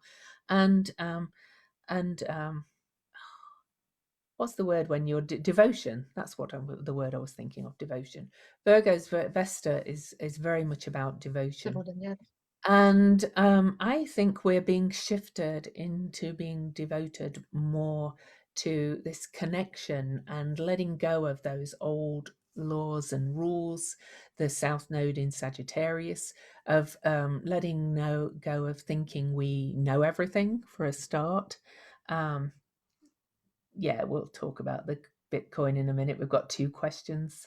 Not that I know much about Bitcoin, but anyway, the mutable Grand Cross, I think, is bringing us into a place of more humility and service and devotion, and of letting go and simplifying. Not the moving away from the need to have big accumulation of stuff and material things. What would you say? Yeah. I so agree, and I think it goes with the 200 years of Earth element also, the big house, the big this, the big that. I don't think that's what we're going for in the future. I think that our biggest asset will be our mind, our consciousness. I think the ideas. I think this is where we have to go, and especially this year, because 2020 has been so difficult economically for so many people. I think that it is probably time to learn new skills. I think that this year is a perfect time for people to learn new skills, because things that went away in 2020 probably won't come back. Yeah. Not all of them, but a lot of them. So I think that's a great time to learn new things. Definitely. And of course, Virgo is all about skills, particularly like hand skills, like, carpentry and making things and Gardening. Stuff. Yes, gardening too. Maybe if somebody both your accents on music to my ears. Oh, thank you, Roberta. Yeah. So Bitcoin. Unfortunately, Andre, I know very little about Bitcoin, and I'm not a financial astrologer. And I can't say whether Bitcoin's going to take off, but we're definitely kind of the idea of moving into a kind of more digital cryptocurrency, to my mind, makes sense. Because of COVID, I've never carried cash before, really, but one of the first things to happen in many places was that they stopped taking cash, and people are not very happy about that, talking about resistance to change. But I do think we're going to probably enter a cashless society. Would you agree? I think so. I think it's going to take time, but I do think so. I don't know much about Bitcoin either, but I remember Georgia Status, who is a financial astrologer. She said that Bitcoin are just the beginning of it. It's going to take more structure around it to make it acceptable and more mainstream, to be careful with it before you invest too much in it. That's all I know. That's all I can say about it. Yeah, well, it's a bit cowboy at the moment, isn't it? It is, yes, I think so. It's very Uranus, really, but it will work for some people and might be a disaster for others. Yeah, I have a friend that made quite a bit of money on it, but I've never dabbled in it myself. Yeah, if you'd have bought $20 of Bitcoins, you'd be a multimillionaire today if you'd bought one right at the start when launched. But hey, I guess some people did. So Clyde said, I hope that kind of answers about Bitcoin. I just think cryptocurrency is going to become a thing, but whether that's with our plastic or not, I'm not sure. So I can see that people are already wondering about how to communicate differently and in a more humanitarian way. Well, I agree. Well, unfortunately, not everybody, but I agree, Clyde. I see a rise in it. To go back to what I said about my daughters and their friends. I see that they communicate in a way that I never did when I was young, as they move into this next generation, and I hope I learn from them. They're so accepting, they're very open and very eloquent and very clear about expressing their needs and things in a way that I was never, what's that, Indigo Children, I don't know, they describe them as that. They're very different to how I grew up. They're wiser, quicker, they're more mature at a young age. Many of them, not all, of course, but the new generations they're quite astound me. I cannot stand when people go, "Oh, those young children," and some of us in the older generation are are also, I think, learning from that younger generation. Well, I hope so. To communicate better, which of course is air. Yes, I think so too. And going back to 2020, it's been so difficult for so many people, and Aquarius being the house of friends. Mhm. Maybe you will have to welcome some of your friends. Maybe you will have friends in need, because they're going through some difficult time. So I think that will build community for sure, and new associations between people. I think this is a time to open our heart to people, uh, even though we don't always agree with them. Yeah, yeah. You You don't, know, you don't have to agree with them. You just have you to. don't have to agree with them. That's the thing. That's impossible to agree with everybody, anyways. You still have to wish them the best. And so clear discernment. Yes, that's Vesta in Virgo is another good one. So AI is not to be feared. Somebody said it will liberate people from mundane work. Well, that's the other side of it. People, I kind of think, 3-day week or something will become a thing, because what work people do will not fill that time. People won't be doing the mundane stuff, so they'll perhaps spend more of their time doing the garden, I think. And That'd be awesome. yeah. But and in that respect, I think things like something like universal basic income could become a necessary thing to help people survive with a lot of these jobs not coming back, the old style jobs. Somebody, Well, before we see that in the US, we have ways to go. yes. Oh, we do. Oh, good Lord, yeah. This is not all coming in 2021. Now we're talking. No, people, just to make sure. It's a process. I think some of it will come though, and somebody's saying Yeah, we'll see the start of it. Yeah. people can embrace their creativity. Yes, that will happen. Mm, Somebody, more equality, less charity. Yes, yeah, interesting. Yeah. it'll come. I think it'll come. And Andre also said, we can't all be millionaires. Who would serve you a coffee anywhere? Well, and that I saw somebody say something about what's the main difference between earth and air. Well, I think we kind of talked about it a little bit, Melanie, particularly. The earth energy has been very much, especially towards the end of it, with the 80s, greed is good and everything, has been such a focus on accumulation and raping the soil and taking all we can from it for us. There's going to be less attachment to material things and more on ideas and a new renaissance, really, which the Renaissance was when we last mutated into air back in 1226. So I don't know how I hold all these dates in my head. I really don't.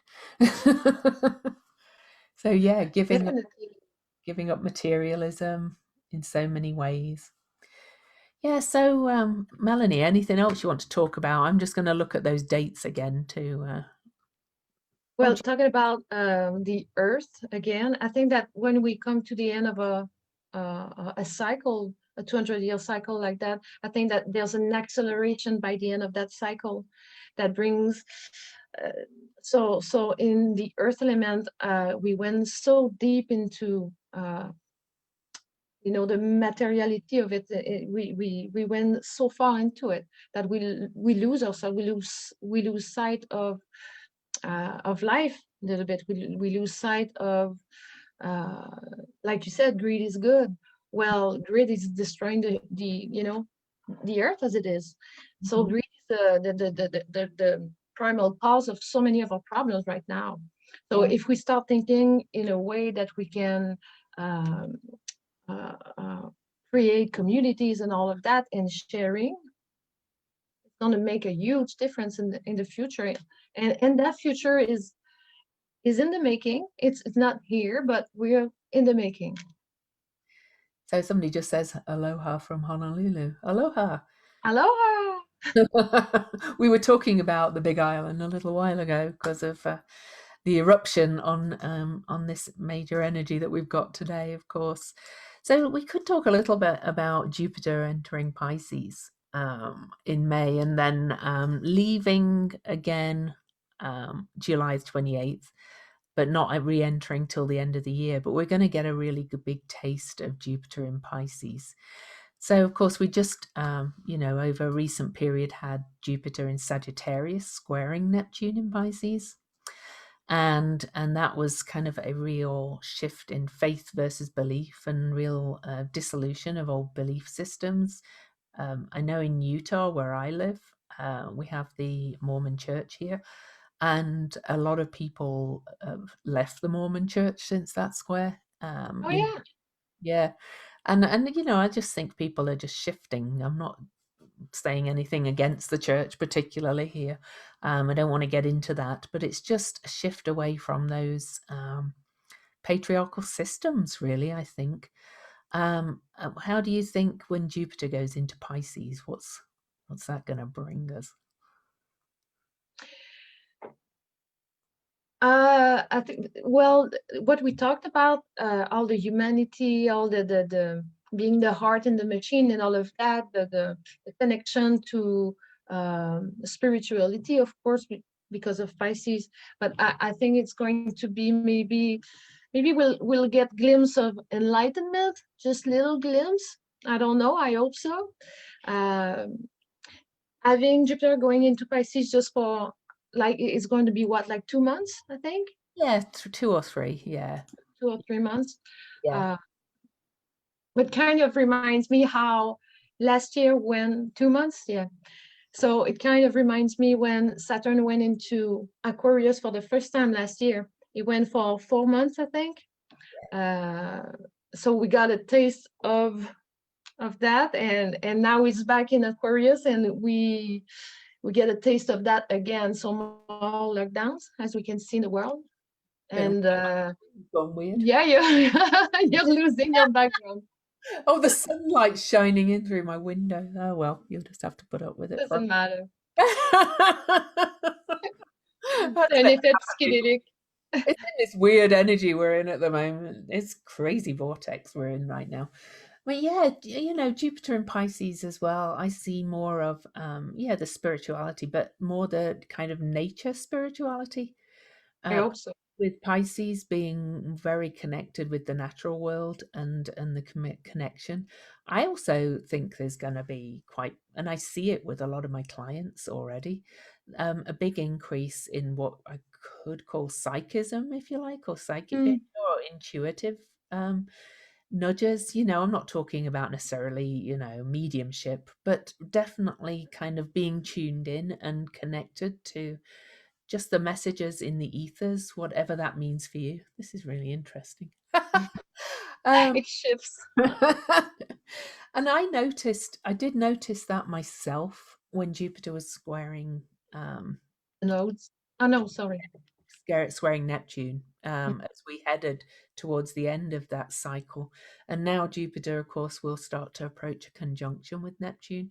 I noticed it with my clients that they were all saying they'd been having much more kind of intuitive hits and things. And I noticed it in myself just doing my astrology readings and working with clients, that sometimes I'd be working with them from, what I've learned from studying astrology, but then I'd get something that just kind of seemed to come out of nowhere, that kind of creative, connected spark. And a lot of it is to do as well with just connection with the cycles and the natural world. I think that's going to increase. Yeah. Yes, I think it might come also from being connected all the time, through social media and all of that, where this connection, I mean, technology is just a symbol for what already exists inside of us. But I think that through those connections, we also have more connection. So I see what you mean. Somebody said could be about big issues regarding the state of nature. Yeah, I agree, actually. I think that's going to be a big thing anyway. As we saw at the start of 2020, when we had the initial pandemic and things locked down and people stayed home, the air was suddenly clear and everything was quiet. I loved it, to be quite Me too. I already miss it. No, me too. Everybody's gone back to being crazy again. But I kind of think I talked about that draconic bowl at the start with all the planets. As soon as Venus crosses the south node, right at the end of this year, all the main planets are going to be in that draconic bowl for 3 months. I kind of think, we've seen this. Look what's happening in the UK today.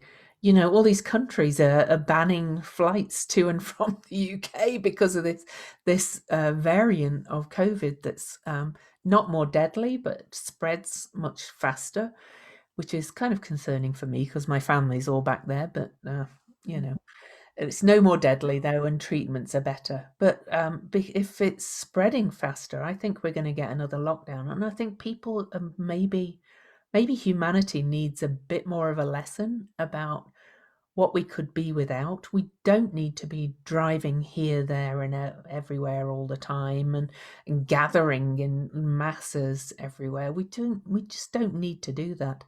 And somebody mentioned, I can't remember in the thing, about what's coming, about less physical connection too.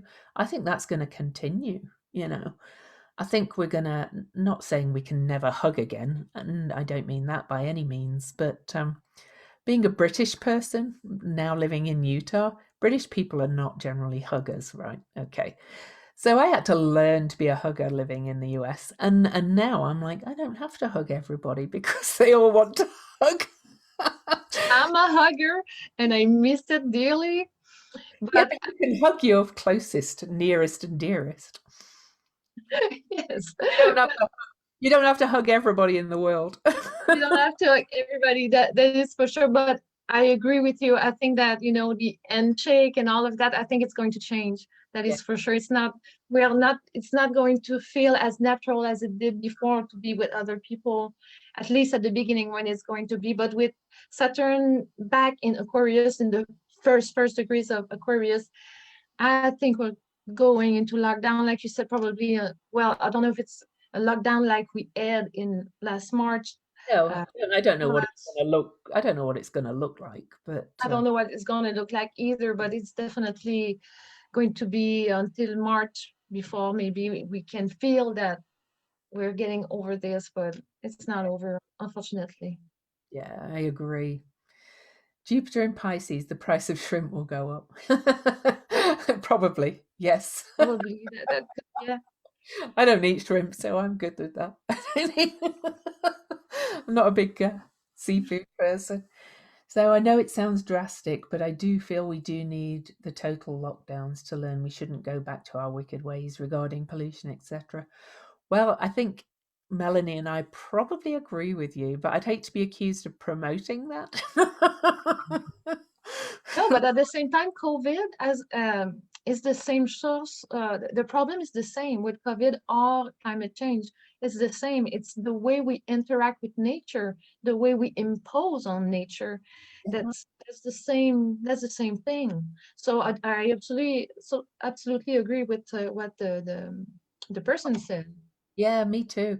And we've caused really the pandemic, but then it's also cycles because they also had the Black Death in the last air cycle back in the 1300s. So air cycles do bring pandemics. So I wouldn't be surprised, if this mutation, if this virus continues to mutate, or we have another one pop up as well. I don't like putting out the fear out there, but that's kind of the air, the energy of the air. And it's all about, breathing and masks and things like that is very air as well. And we've got a long time in air to come. So, and all the Mercury retrogrades in air as well, asking us. Yeah, I'll be alone. Yeah, asking us to reconsider and rethink things.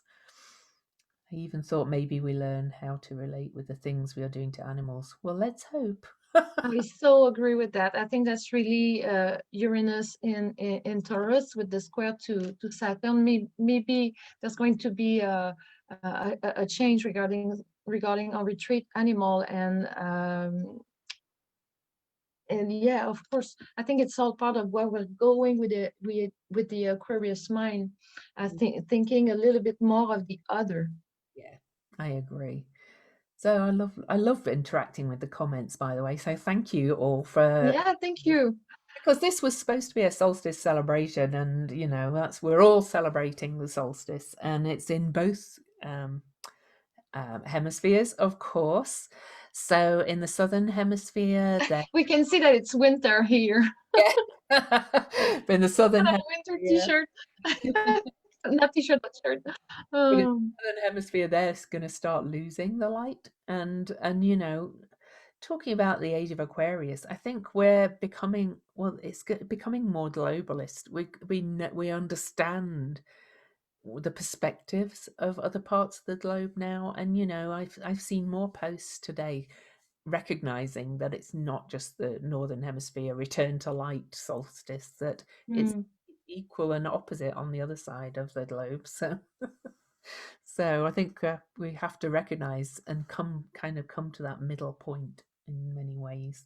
So Louise, I have a question for you. Do you think that regarding the tech companies, do you think that Saturn squaring Uranus can have an effect on you know, all the I'm sorry, the restrictions maybe towards tech companies, that they had so much freedom to do whatever they wanted, you know, with their privacy and all of that? well, it could certainly put restrictions, and they would be welcome, you know. Definitely. to do some of that, but it could also indicate mastering a lot of it in some way, and creating better structures around it, and yeah, making them more responsible. You know, I don't think we're ever going to get all our privacy back. If you're going to use a smartphone and be online, you've lost your privacy, personally. So Yeah. and I don't care, they can look at whatever they want from me, but Yeah, I think it's time they pay tax. I agree with what the person just said. yeah, but that's all of them, isn't it? All the big companies. So yeah, I'm hoping that will be changed, because you know Saturn is structure and creating and building structures.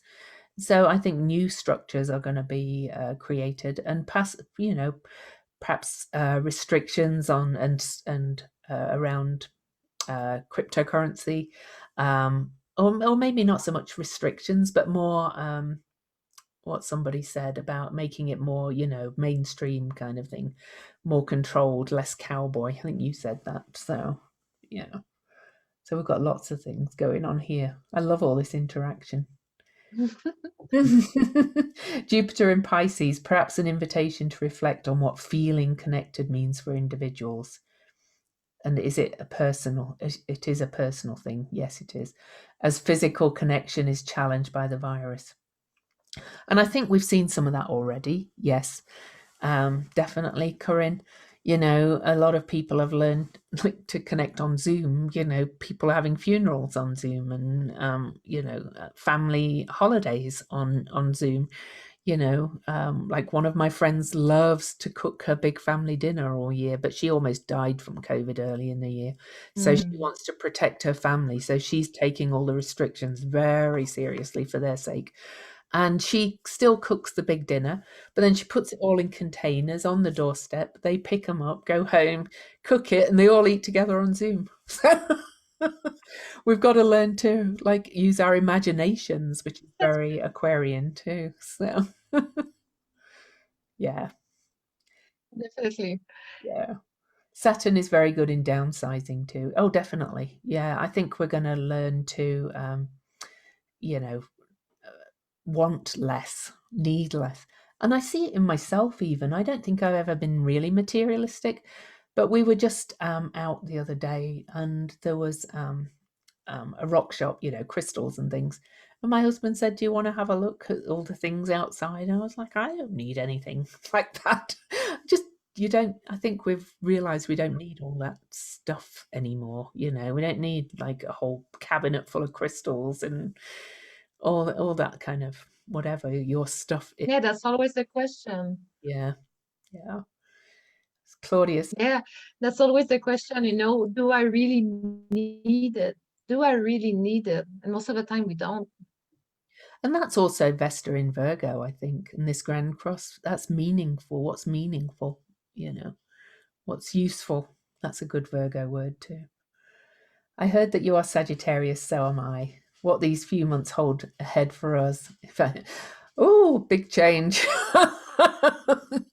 But I think it's exciting change to Sagittarius. All the eclipses are in our signs for a start. Like the one last week was on my birthday, and also therefore on my sun.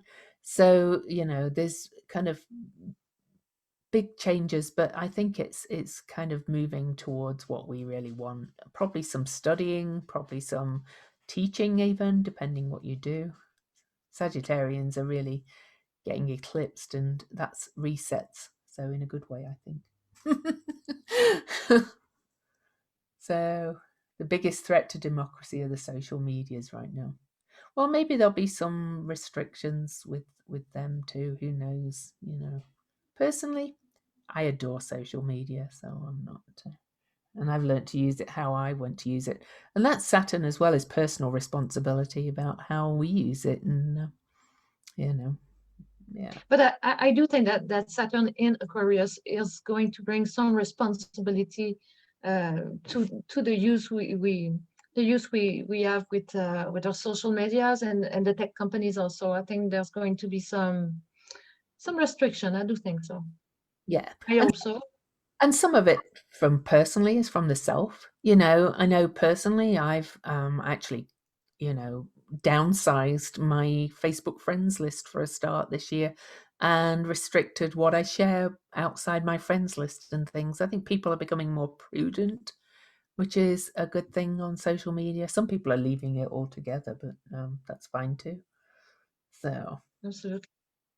All right, so I think we're at our hour. So I can't remember. Oh, Wendy Green, I agreed about too much stuff. Just downsized, yes. Fantastic. So I don't know whether we have the new, let me look at the panelists. Tara, yes, Tara's here. So I am going to say goodbye. Would you like, Melanie, would you like to tell people where they can find you? Because I know you've been quite...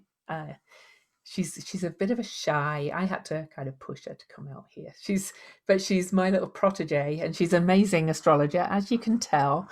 So how can the people find you on Facebook and Instagram or whatever? It's Melanie.Fortuna, so on Instagram and Facebook. So Melanie.Fortuna, and I'm Cosmic Owl Astrology everywhere. And again, please don't forget, and I will put the notes in the chat after we get off, that CIA has a 20% off sale for yearly membership, and their Brave New World symposium you can buy as well. So there's plenty there. Oh, and also we have a giveaway for one of each of the above, drawn at the last session. So, and that's Sag rising on your sun, Louise. Yes, as well. And the Mercury Cazimi was also on my ascendant because I'm Sag rising too. So I'm getting hit by everything. It's lovely. So, all right then, Mel, we'll let Tara come in. Thanks for joining me. Thank you so much. Bye. Thank you. I appreciate it. Thank you, Louise. Okay, bye-bye. Thank you, everybody.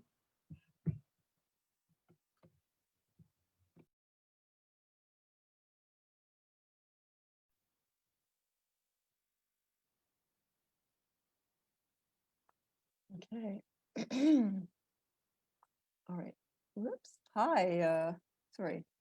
Cosmic Intelligence Agency. Can you see me? Hold on a second. Hi. This is Tara Greene. I'm Agent 129 of the Cosmic Intelligence Agency. I thought that, hold on a second. I thought that Yulia was going to come on. Yulia, are you there? Let's see. Hold on a second. Hold on a minute. Ladies, just give me a second here. Okay, I think I might need some help. Okay, hold on a second, guys. Hey, Tara. Yeah, hi. Can you see me there? can see you, yes. Okay. I can't see the whole screen though. And Yulia had asked me, I have a presentation here. For some reason, I can't get on the whole screen again. You know, this wonderful technology. I've done a few of these. Well, if you Mhm. stop sharing and then find the window with your presentation in it and just share only that window. That Okay, for some reason, hold on a second. I'm just seeing a big Zoom window with participants. I'm not seeing myself on the main screen. And I'm always afraid to touch things. So you know what I mean? Because it can get all messed up. Hit escape. It's escape. And then what happens? You should be able to see yourself again then. Just escape myself. Hold on a minute. Geez, hold on a second, guys. I just want to make sure I can't see the chats, and I know you were, you had people on here. So hold on a second. Hold on. I may have to get my husband to help me here. I thought Yulia was going to come in and introduce me. Sorry, Louise. So what am I supposed to do here? Okay. You can see me. I can see you. Yeah. Okay. And I can't see everybody else on. That's what I want to do before I get started here. You don't need to see anybody else. Don't need to see anybody else, just go. So I want to share though a sound file. I have a PowerPoint presentation. So when I'm supposed to share the sound button, but I'm not seeing it here. I'm not seeing the whole screen. That's the problem. If you stop sharing and find your PowerPoint presentation and just share. Oh, I think. Okay. Do I have to hit stop video? I don't know what to do here. No. No. Okay. At the bottom of your chart or at the very top? Yeah, you know what? I can't get the full screen on right now. Can you help me here? No, it won't open. Hold on a second. I've just got a mute button or stop video, hide self view. It's for some reason it's all kind of. Wait. What? See that? This one? Yeah. So small? No, Hold on a no, second, no, lady. not that. This? The middle one. The middle one. The middle. What's No, that? no. Okay, sorry. Sorry here. You're saying I should hit stop share, so and that'll just let me do my whole screen. Well, 'cause All right. Okay, there we go. Okay, good. Thank you. Okay, so now I'm supposed to hit. And now if you share again, only share the presentation window. Where do I do that though? Hold on a second. I don't see that whole window. I'm seeing like the old window. I can see you, Louise. I can see Yulia's window. I've got like my usual Zoom screen here. It says chat. Yeah. Share screen. So I hit share screen now. And your presentation window's open, isn't it, on your computer? Yes, it is. Only share that. Just click on the presentation one when you. Okay. Is that there? No, that's not working. Okay, I hit share screen again. No, okay, there it is. Okay, share. There we go. Can we see that? Yes. You Now. see it? Okay, so I'm just seeing myself still. That's weird. Oh, now click start. Now what do I do? Start Stop presenting. again? No, go to your presentation and start the presentation going. Put the slideshow on or whatever. Okay, wait a minute. Okay, hold on. Hold on, I just hit the wrong thing. The Age of Aquarius one there. Yeah, it says, can you see it? So now click on share on your presentation or the slideshow and just start. Do I hit new share again? No, you're No. sharing already. So you need to actually be on your presentation. Click slideshow and. Okay, hold on a second. For some reason I can't. I've got two. I can. You can see me, right? Yes, I can. So I can see my one window here with my slideshow. I can see you. I can see me and a little side button there. So how do I get back onto that main screen again? Move the window that is the Zoom window so that you can see your actual presentation, and you want to. I can see your arrow going over it. You need to. It's funny, I can't see it. Click on the slideshow on the actual presentation itself. Okay. Can you see that? Yes. Okay, you can see it and I can't. Oh. Weird. Okay, that's what I'm just saying. I would like to be synced up here so I can, because I also have a little Zoom video. Sorry, folks. So you can see me. Sorry, folks. Please hang on here while I get this. Yeah, it's weird. It says I'm screen sharing. I don't want to touch anything. You know what I mean, Louise? It gets kind of wacky. You are screen sharing. What are you on? Are you on a Mac or are you on a? No, I'm on a PC here. Okay, do you have an F3 button? An F3 button, yes, I'm sure I do somewhere. Okay, If you yeah, click, that should no, show you all your open windows. no, that doesn't do it. Sorry, that doesn't seem to be doing it. Okay, all right, so can you see my PowerPoint, Louise? Yes. You can see it. Okay, and where am I? Am I on one side of the screen there? Yes, you're to the right of the PowerPoint. Okay, and so if I just want to click to get it started then, Yes, just click to see that. Yeah. Just okay, is start. that going? I wish I could see it. See, this is the problem. I can't see it for some reason. I Oh, don't know. there you go. You're on it, so you need to go to the slideshow. You managed to click on something. The slideshow thing across the top. It says File, Home, Insert, Design. Yeah, I'm not seeing any of that stuff, you see? No. She's saying on the Zoom and I can't see any of that. No, just on your presentation window, not on the Zoom. Just go to your presentation. Go to your Okay. slideshow. Okay, And click Start the slideshow. all right. Don't worry about what's on Zoom. Okay, where do I go start the slideshow? Even I can't even figure that out. On Just a minute. Sorry, I've done this before. I don't know why I'm having trouble with it. just on the slideshow window itself. On the slideshow window. Okay, slideshow. That's it. Okay, there we go. From the From the beginning. beginning. There we go. Okay. Okay, sorry about that. The glories of technology. Okay. Hi, Oh, Cosmic. Are you okay? To it now. Okay, thank you, Louise. Thank you, Yulia. Sorry about that. Seemed like a bit of a Luddite here. So welcome, Cosmic Intelligence Agency fans and other fans and whoever you got here. Welcome to this presentation on this wonderful day of the Jupiter Saturn conjunction at 0 degrees of Aquarius, synchronizing with the solstice. I am Agent 129, even though it says Agent 126 there. But I am Agent 129 here in Toronto, Canada. So it is the first day of winter here. It is the changeover from the longest night, the divine feminine here in the Northern Hemisphere. And I know it is Litha, it's the beginning of summer for all of you down under. It is the first day of winter here. It is Yule. So I'm sure everybody's talked about, knows about, and hopefully got out to see Jupiter and Saturn earlier this morning. Unfortunately, it was very foggy and cloudy here in Toronto, as it usually is, because I live right by the lake and it's just the lake system. But hopefully you've seen it. You can watch it live. There has been live footage of it and it will still be visible. It's not like it just disappears now. So I'm going to do a number of different things here. I wanted to talk about that there's also a big galactic alignment going on, not just Jupiter and Saturn at 0 Aquarius.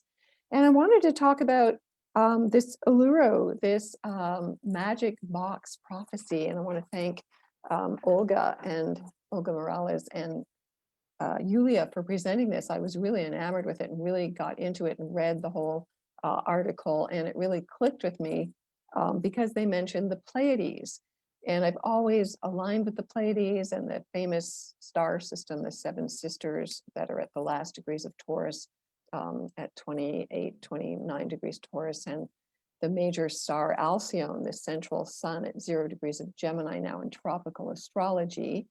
That is considered to be the central sun of our sun, okay? They mentioned the Pleiades being from a lot of indigenous cultures. I know the Lakota in North America, many different star systems in Africa. The Dogon people believe that the Pleiades were one of the major ETs that, you know, created human beings. And they mentioned Chaco Canyon. And when they mentioned Chaco Canyon as well as being a Pleiadian portal, I've been there twice and I really felt that energy. So I'm going to talk about those galactic alignments. I also had a friend of mine who, here's the actual chart here. So we can look at, this is the actual chart, Jupiter, Saturn at 0 degrees of Aquarius. And what I picked up on was this grand air trine of Jupiter, Saturn trining. Again, we can see this is Alcyone, this is the Pleiades at 0 degrees of Gemini now in tropical, and trining what's called the supergalactic center. Now the supergalactic center is a giant galaxy M87. Astrologer Philip Sedgwick is kind of one of the main authorities about this. And he talks about it as it's like literally a time bending thing. So it's not just that we're entering the age of Aquarius, you know, this year, which will continue on, you know, and it is a marker for the next 20 years. But there's this even bigger galactic alignment. That's what really got me excited, and the connection to the Pleiades. So if you really tune in, now my husband and my daughter and I got up at 4:30 in the morning. They made it an hour earlier. We went outside into our backyard, and we have a big, beautiful cedar tree, which cedars are considered sacred trees. We stood on the earth and we aligned with the Uluru Indigenous people at that time in meditation. It was super powerful. I have to tell you this, my blood pressure was pounding, my heart chakra was pounding. And then you can keep connected to that energy in the dream time, you know, because the Aboriginals talk about, they are the experts at being in the dream time, and that all time is now. So I would strongly encourage you all to tune into this very galactic energy, like it's not just over now. I did post some Jupiter Saturn Aquarius meditations on my website, on my blog at infinitynow.wordpress.com. So we are moving from the sign of Aquarius, which is the symbol number 17 in this star here. So of course, for all Aquarians, this is your year. You've always felt like outsiders and very different and like nobody got you. But now you're going to be on the cutting edge, and you're going to be the leaders who are going to instruct and show the way for everybody else. But everybody has Aquarius somewhere in their chart. So of course, what you do want to look at is where 0 degrees of Aquarius is in your own astrology chart. You could also look at, you know, how it connects to those other, the grand air trine that I'm pointing out, if you really want to get galactic and you really want to tune into that energy. Okay. Now, of course, Mercury is also conjunct the sun today. You can see that on that chart. And Pluto is squaring Mars and Eris. So there's some heavy energies going on. There's also, I thought, very interesting that Lilith and Uranus being the governing planet in modern astrology of Aquarius, being conjunct Lilith in Taurus. So even though we're going into the age of Aquarius, it is ruled by Uranus in modern astrology. Uranus and Lilith together in Taurus is a very sensuous, very grounded, very radical, very women saying no, really insisting on equality. So, you know, if there's going to be a matriarchal kind of rebalancing, and I think those elders mentioned that the divine feminine needs to step up. And everybody has a divine feminine energy within them, whatever gender, non-gender, whatever it is you want to be described as. But so it's going to be a very grounded, very practical, very resource-based energy. Now, of course, Saturn in traditional astrology is actually the, you know, the traditional ruler of Aquarius. So things are still going to be pretty serious. You know, in traditional astrology, Aquarius is not connected to the radical, but to the kind of ideal of humanity, kind of like what the I Ching used to refer to as the superior man. That's a very patriarchal interpretation too. But anyway, so here is the card of Saturn in the tarot. It is the card of the universe, the number 21, where we reach the end of all of the journeys, going from the Fool, the 0 card, through all the stages of enlightenment encountered in the 22 major arcana until we get to number 21, where we take responsibility for creating everything in our lives, and then we're free. And then we have to come back down to earth. We're ruled by Saturn, and we have to pay our taxes and do our laundry and all that practical, real 3D stuff. Now, speaking of 3D, of course, a lot of people are talking about going up into the 5th dimension, going higher. Some people say 6 dimensions, some people say 9 dimensions. You know, really have to figure this out for yourself. Now, the planet Jupiter, the planet of expansion and opportunity, is much better off expressing himself in Aquarius than he was kind of debilitated in Capricorn. And Jupiter in the tarot is the number 10 card, called the Wheel of Fortune. So Jupiter indicates that sense of trust, and things are moving forward, and optimism, and much more lighthearted in air. We are moving out of 200 years of being in earth signs. And again, I think other people have talked about the age of industrialization and, you know, being too focused on the material world, which actually in the tarot, the material world and the sign of Capricorn is the card of the devil, and the sign of getting, you know, the devil's bargain, caught in the devil's bargain, as Joni Mitchell mentioned in her famous song Woodstock. So we are moving out of being too manipulated, feeling like we're only 3D, and moving up into a higher dimension. You know, Aquarius is the higher octave of Mercury. But I really think it's interesting to think about that, because Uranus is the modern ruler wherever Venus is, and she moves about, of course, throughout the year. Wherever Venus is, she is the ruler or the final dispositor in a way of Uranus. So we have to look at those Venus cycles as well. And all right, now I wanted to just talk about a little bit about degree symbols. I'm going to talk about that. I wanted to talk about Saturn being in Aquarius and where it was in the past, because it's always good. Saturn rules the past. It's always good to look back at the past. So Saturn entered Aquarius just a few days ago, December 16th. It will be in Aquarius until March the 7th, 2023. Okay. The last time Saturn was in Aquarius was February 6, 1991 to May the 20th, 1993. So if you were born during that period, of course, you're having your Saturn return. And before then, it was January the 3rd, 62 to March 23rd, 64. So people were born in the beginning of the 60s generation, which of course Uranus and Pluto created in the 60s there when they aligned.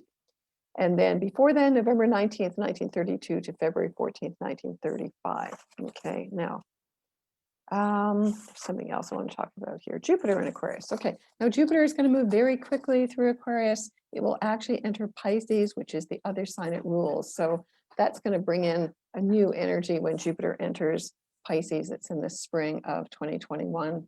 I have to get used to saying 2021 and then right at the end of 2021. So we're going to get a little taste of, really delving into our spirituality and our oneness when Jupiter enters Pisces. So the last time Jupiter was in Aquarius was January 6, 2009 to January 17, 2010. So you want to look back at what was going on in your life in those years. Okay, you've completed a 12-year cycle, 12 to 13-year cycle, and you're starting a new one. Before then, this is January 22nd, 1997 to February 4th, 1998. So again, if you were born during that year, you're going to have a Jupiter return, which is always very optimistic.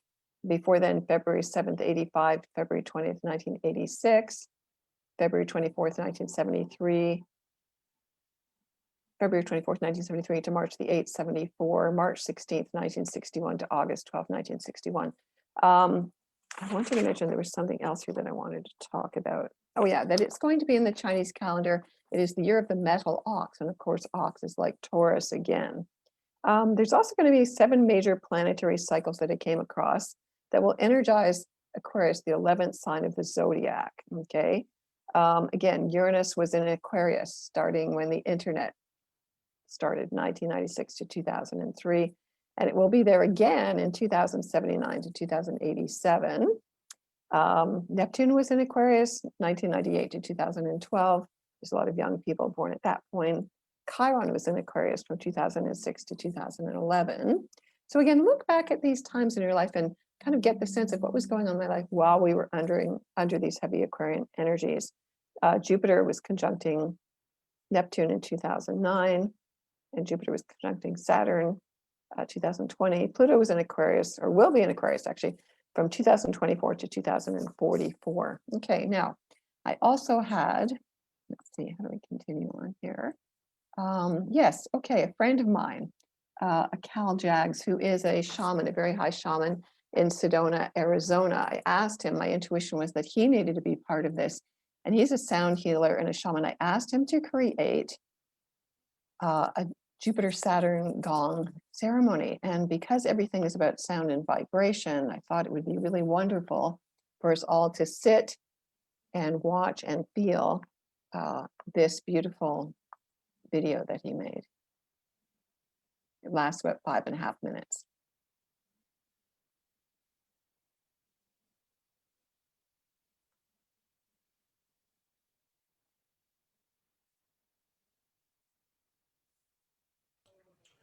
Sarah, we can't hear that. Oh, shoot. You can't hear it? This is what I was telling you. Ah, You're about the sharing the button. So stop the share. okay, what do I do? Pause the share? When you come back into the share, you have to click that button at the bottom that says sound. Okay, now I can't see that. No, it's not there now because you have to stop the share. You can't do Okay, I it. have to stop the share. Okay, stop the share. Okay, where's the sound button?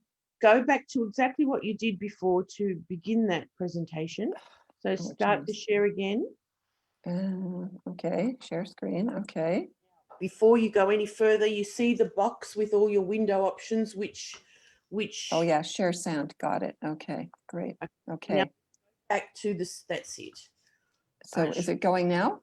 Well, play it now. Okay. Can hear it? Yeah. Okay.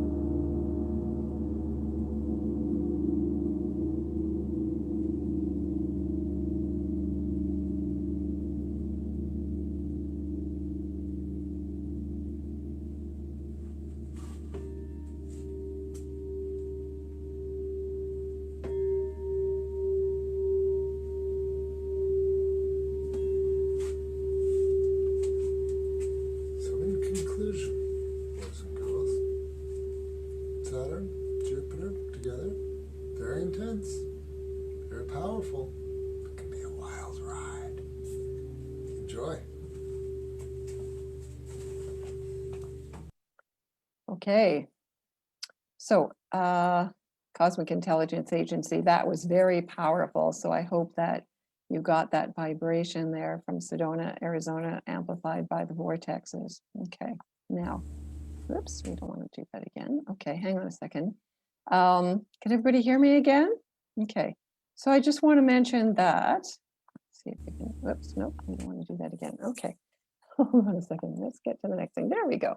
I want to mention that as far as these fixed stars are going, that Saturn and Jupiter are aligned with a fixed star called the Aquila, which is the eagle. And there was something very interesting that I came across about that. And it was kind of, you know, when you're scrolling through the internet and you find stuff by synchronicity, of course. Constellations are said to symbolize nations. Now, this is according to a book, an excerpt from a book by Moira Timms, a book, a chapter of astrological cycles in her book, Beyond Prophecies and Predictions. And she said, if a star map is superimposed over the Earth with the North Pole, that's Polaris at 28 Gemini, Ursa Minor, placed over the terrestrial North Pole, we have a celestial clock making one revolution daily. The noon point of that map, like Greenwich, is the Great Pyramid of Giza. Thousands of years ago, Egypt was known as the land of Chem. And the Kima were a group of 7 major stars in the constellation of Taurus, known today as the Pleiades. Okay, very interesting. Back to the Pleiades again. We can see in one of the most ancient cave drawings in the world, 30,000 years old, there is the constellation there with Pleiades, with Taurus, Orion, the major stars. You know, the pyramids are also aligned to the 3 major stars in Orion's belt. Now, if the map is placed with the Kima over the land of Chem, which is Egypt, specifically directly over the apex of the Great Pyramid, then Taurus falls over the Taurus Mountains of southern Turkey. Ursa Major, the Great Bear, rambles over Russia, and Russia's symbol is the bear. The head of Draco, the dragon, coils up over China, who's also always uses dragons as their symbols. Orion, the warrior, is over Iran and Iraq. Aries, the ram, is over Rome.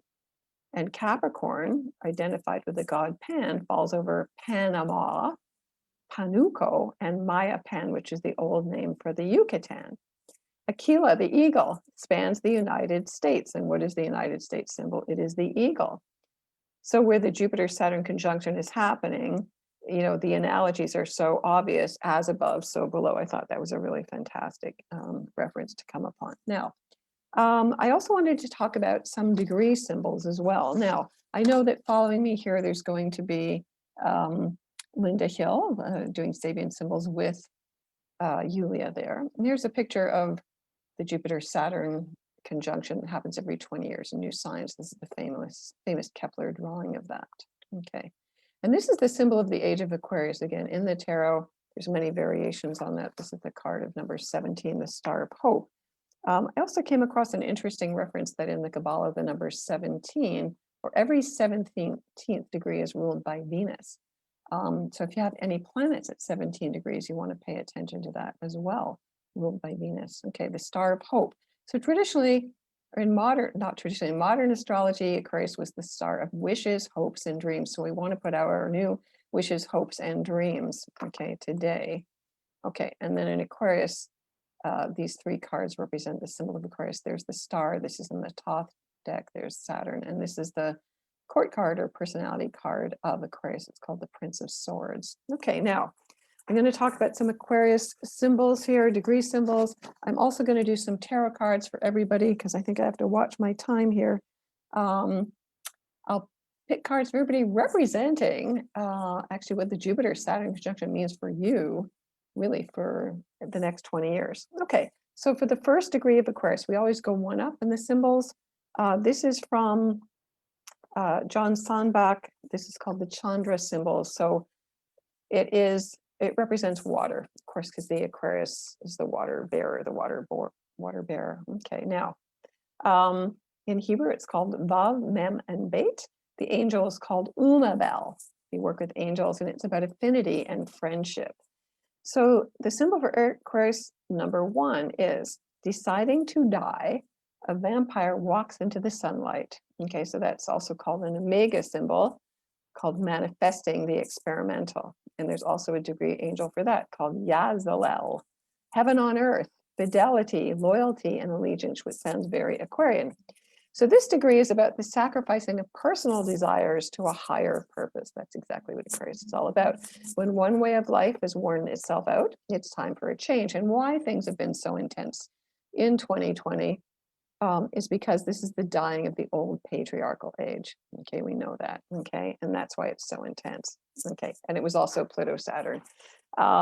So it's time for a change. The energy of this degree is about overcoming the fear of change. Now, overcoming fear is a really big thing. I know, naturally people are scared about COVID and dying and all that, but we have to get over the fear of change because fear is the big enemy.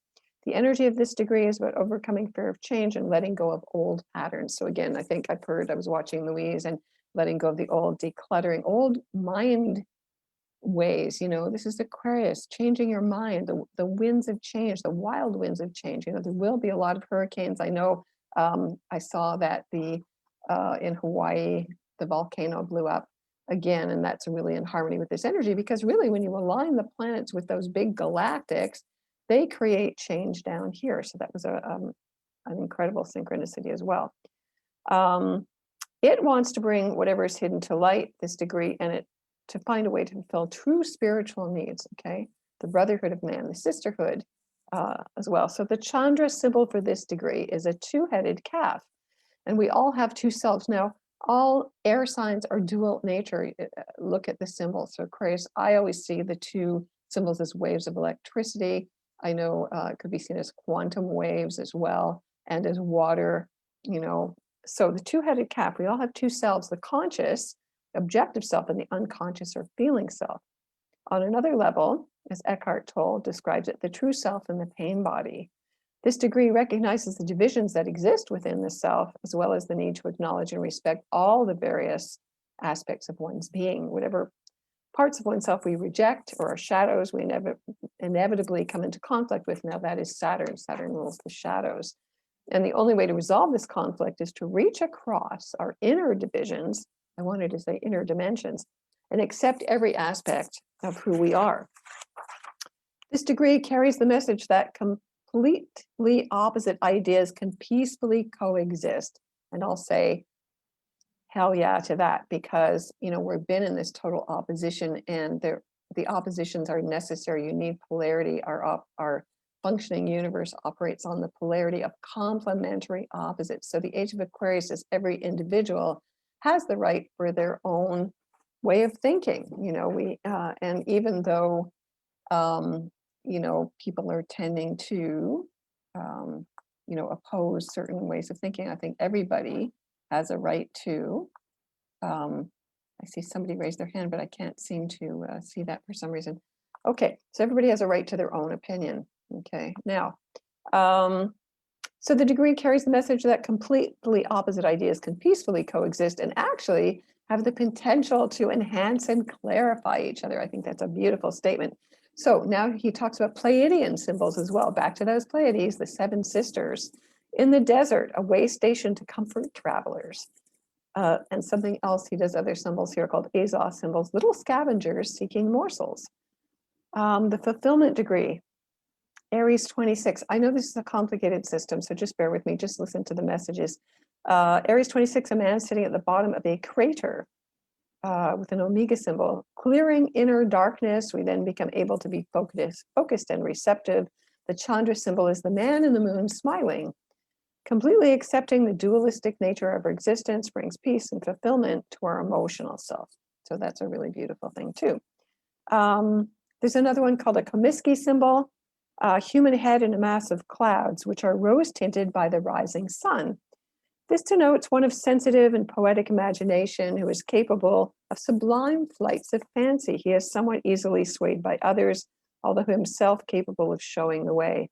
He is a dreamer of dreams and a man of action, and many will have cause to honor his name. It is a symbol of doing. Okay. All right. So now, okay. For some reason, I do apologize for not seeing everything here. let's see, not seeing everybody's, I know somebody, here's the Q&A. Can I see that Q&A? Answer live. Okay, yay. I heard somebody said yay. Okay, that's good. Thank you. Okay, so what I want to do now is I want to get down to pulling some cards for you. Now, if you watch, there was way more I prepared and way more I wanted to say, actually, as is always the case. I'm trying to think about something else that I wanted to talk about. Saturn, Kronos. I mean, different people have different theories about what's going to happen here. You know, everybody wants to believe things are going to get better and more positive. And I think that Jupiter Saturn is just the beginning. I don't believe that the real heavy duty change happens until Pluto enters Aquarius. I'm a modern astrologer. I always have to use Pluto. And really, I don't think things are really going to change until Neptune enters Aries. And that's in around 2025, 2026.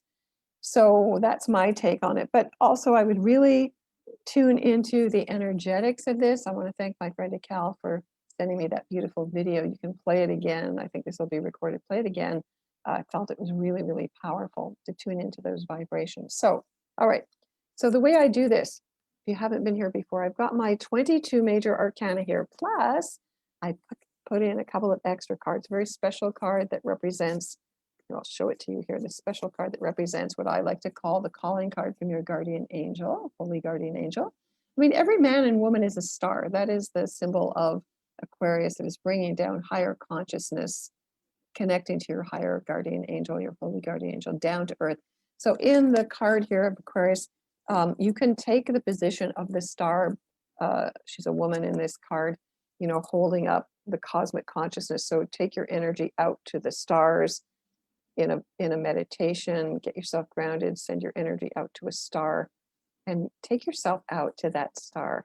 And when you're out in that star, you feel very connected to the cosmos. You can listen to all those galactic singing messages of the stars and the galaxies, the harmonies of the stars. And you ask, what is your purpose here? What is your higher purpose here? Where do I need to take my consciousness? It's like a radio station. You want to tune into that and listen to that message and then bring that energy down, just like the symbol of the card. Cosmic energy comes down through your right hand, right through your heart chakra, and then you pour that down on the earth. So we are all the water bearers, okay? The bringers of the new. And it's about cleansing our minds, really. Mind cleanse. Instead of brainwashing, we're going to mind wash our brains in a new way, okay? Okay, and I've got this extra special card here that I put in, which is called the wishing card. So I'm going to take my crystal, I'm going to focus in on each sign, okay? And I will go from Aries to Pisces, okay? All right, so Aries, let's see what we got here. I'm going to shuffle the cards. I'm going to take off my glasses, okay? So what does Aries need to guide itself at the inception of this Jupiter Saturn conjunction here for the next 20 years? Okay. So Aries, you get the card number 3. This is the symbol of the Great Mother, the Empress. This is Venus. Now, as I said before, Venus, as long as Uranus is in Taurus, which will be until 2024, 23, 24, Venus rules Taurus. So she has the final say here. So Aries, you need to bring in your feminine side, the divine feminine, and balance it with your masculine. You know, as Venus, she rules Libra, which is your opposite. So this has to do with your shadow side as well. So the Empress is creative. She's Mother Nature. So Aries, you need to bring your attention into caring for the earth, which is really the whole message that the indigenous people, you know, this magic box prophecy, which feels like a test, in a way, a Saturn test. If we raise our vibration high enough, will we manage to keep humanity going here? It is very much like the Hopi prophecies and the fact of, you know, the world splitting into two, which I heard about many, many years ago. I think this prophecy is an ancient indigenous prophecy from many different tribes, that the people who believe in the positive and humanitarianness and brotherhood and caring for each other and being non-selfish, and everybody has the same rights and no top-down hierarchy, we're all going to live in a beautiful kind of golden age, you know, of Aquarius. We're going to create it. We're going to take back our power. We're going to share the power.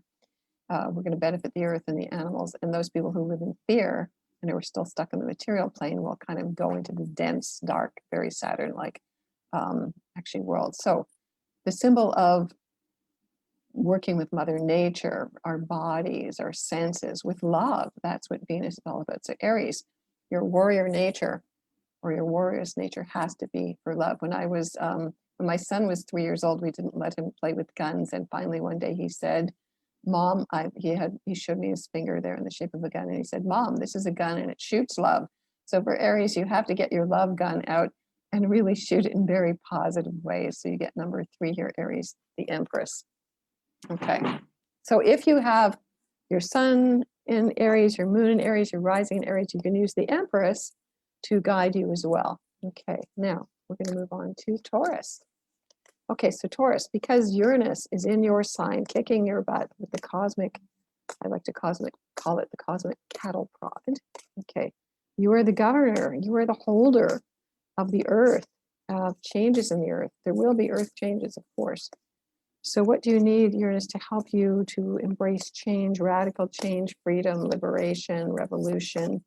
All of those are Aquarian kind of ideals. Okay, so Taurus, you get the Wheel of Fortune here. So the Wheel of Fortune, this is the planet Jupiter. So as Jupiter is in Aquarius, and it is a fixed sign, and Taurus is a fixed sign, it will be squaring you. So Jupiter is going to really kick your butt to move faster, to get things rolling, to take more risks, to take more chances. This is a very beneficial sign. The Wheel of Fortune represents the wheel of time and karma.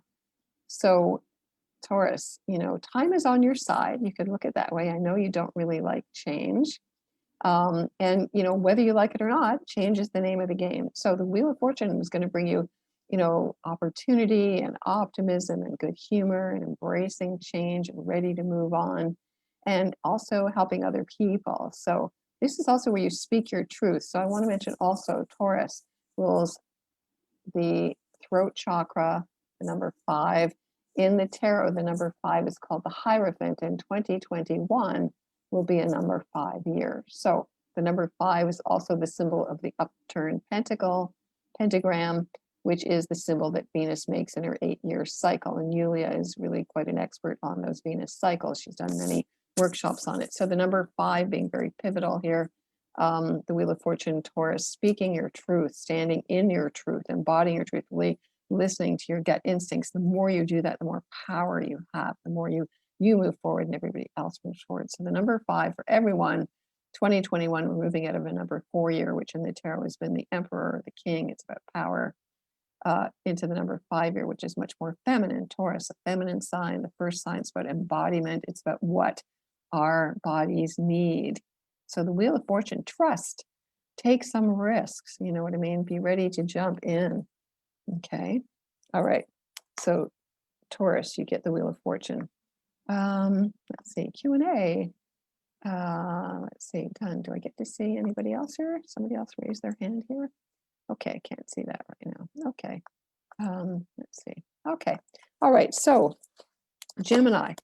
Now the North Node is in Gemini, and all air signs are going to get benefited while Jupiter and Saturn is in Aquarius. Okay, Libra is too, because then you're in that grand trine energy. And of course, all the fixed signs get squared. Okay, 2 participants raise their hand. Okay, invite them. Do I have to invite you? I'm not sure. Just a minute. Sorry, I'm having so much trouble with this. Okay. I have 2 degrees Aquarius, Sun being feeling this build. Also Chiron, Venus, retro, and the Moon at 28 Sag, rising 21 Saturn conjunct Mars. What should I expect? I'm in daily pain since last Saturn returned from 2 major surgeries. Will this transit take the pain? Try to love your work. Will Uranus help me? I have Leo and Uranus exact square now. Okay. So hi, anonymous attendee. Yes, Jupiter and Saturn should definitely help you. I mean, if you've just gone through your Saturn return, of course, you know that Saturn rules Capricorn, which rules the knees. So that should start to help, actually.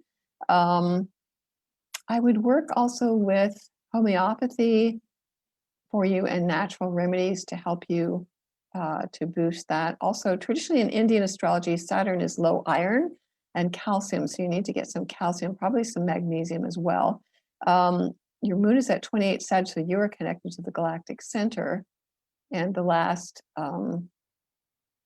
well, actually at every solstice, the sun is very close to the galactic center. So in a way, you're still in that shining golden energy.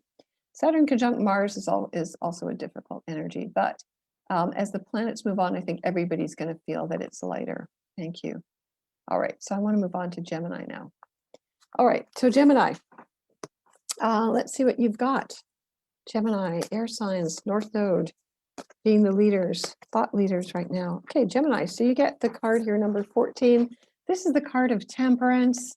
This is the card of Sagittarius, which is where the South Node is right now, Sagittarius. So again, this has to do with integrating your opposite side. This card is a beautiful card. Temperance, traditionally, it is the symbol of alchemy, turning lead into gold and integrating the opposite. So Gemini, you tend to be that dual-natured, off on, I want it, I don't want it. But really, this is where you integrate, that you're both. You don't have to be split. Nothing has to be split in two. Nothing has to be in two opposing courts, okay? So sign of Sagittarius, this is about teaching or publishing or going back to school or learning some new things or working with international companies, relationships, all kinds of things like that. It is the card of alchemy, which is about turning lead, which is Saturn's metal, into gold, which is the sun. So really, to have the sun, moving into Capricorn today on the solstice, and then Jupiter Saturn coming together is really beautiful, beautiful symbols here. So how can you integrate those two opposite sides, Gemini? Now that is the big question. I would definitely get you to journal or to write out and talk, have an inner dialogue, and really give free rein to those two sides of yourself and really get them to agree they are in a relationship. How can they love each other? This is also what's called the sacred marriage card. So Geminis, you may be tying the knot or going into a much more committed, that Saturn relationship this year, or really taking yourself much more seriously, Time to grow up there, Geminis. Okay, you get number 14. Okay, so Cancer. All right, so Cancer, let's see what you've got here. Whoops, okay, cards are jumping. Okay, Cancer. All right, you get the star. Now this is the card of Aquarius, you can see that. So Cancers, my intuition is saying you need to hold down the fort, to bring that higher consciousness into your home, into your belly, into literally bringing down the cosmic food, the soma, I would say. There was a beautiful book written years ago by Doris Lessing, a British author, called the Canopus and Argo series. And it was written as a science fiction novel. And she talked about these beings from Canopus, which is part of Sirius, seeding the humans on Earth, very much like the Pleiadian seeding humanity. And they created humans with what's called the substance of we feeling. And she used an acronym. This book was written in the late 80s, actually. So SOWF, that's what kept humans all together, and then they were interfered with. Okay, so that's SOWF, SOF, I like to call it.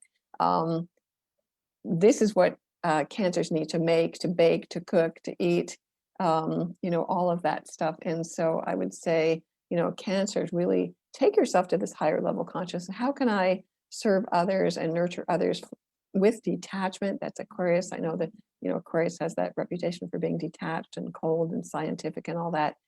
And bring the warmth, bring the mothering, bring the feeling into it. We really need to remember that. That's a little bit what worries me about going into all this air signs. It's going to be a little bit too detached. Okay, so we want to bring the mothering, the feeling, the nurturing into it. So this can bring radical change into your house, into your self-identity, through your children. Big moves. Cancer rules your home. Lots of moves. Redecorating, getting a makeover. That's what Aquarius energy is all about. So Cancer, you get the star. You get to be the stars of the show. Okay, and also wish on stars there. Okay, so now we get to Leo. Now we've got to remember that Aquarius shadow side is Leo, and so Aquarius can have the shadow side of also being dictatorial and fixed. All the fixed kind of forms things. Okay, so Aquarius, you get the card of Leo, you get the card of death here. Now you're not going to die literally, okay, but it is the death of your ego. It is the death of the royalty. It is the death of people who are in power, people who want to control everything. People who are it's only all about me. Okay, so the death of the ego, Leo, brings your great philanthropic and big-hearted and childlike energies into play here. So really, I would say it is about, again, integrating your shadow side, which is Aquarius. Okay, so again, make major changes.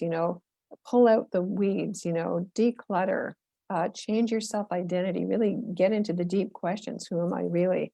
So Leo, your roles are going to change, your nature is going to change, your mind is going to change, your heart is going to change. Again, we need people who are big, powerful leaders who are willing to see that the only way we're all going to survive, because we're all in this together on this little planet Earth, is by working together. So it's enlightened leadership, Leos, okay? Big-hearted leadership, how much do you need?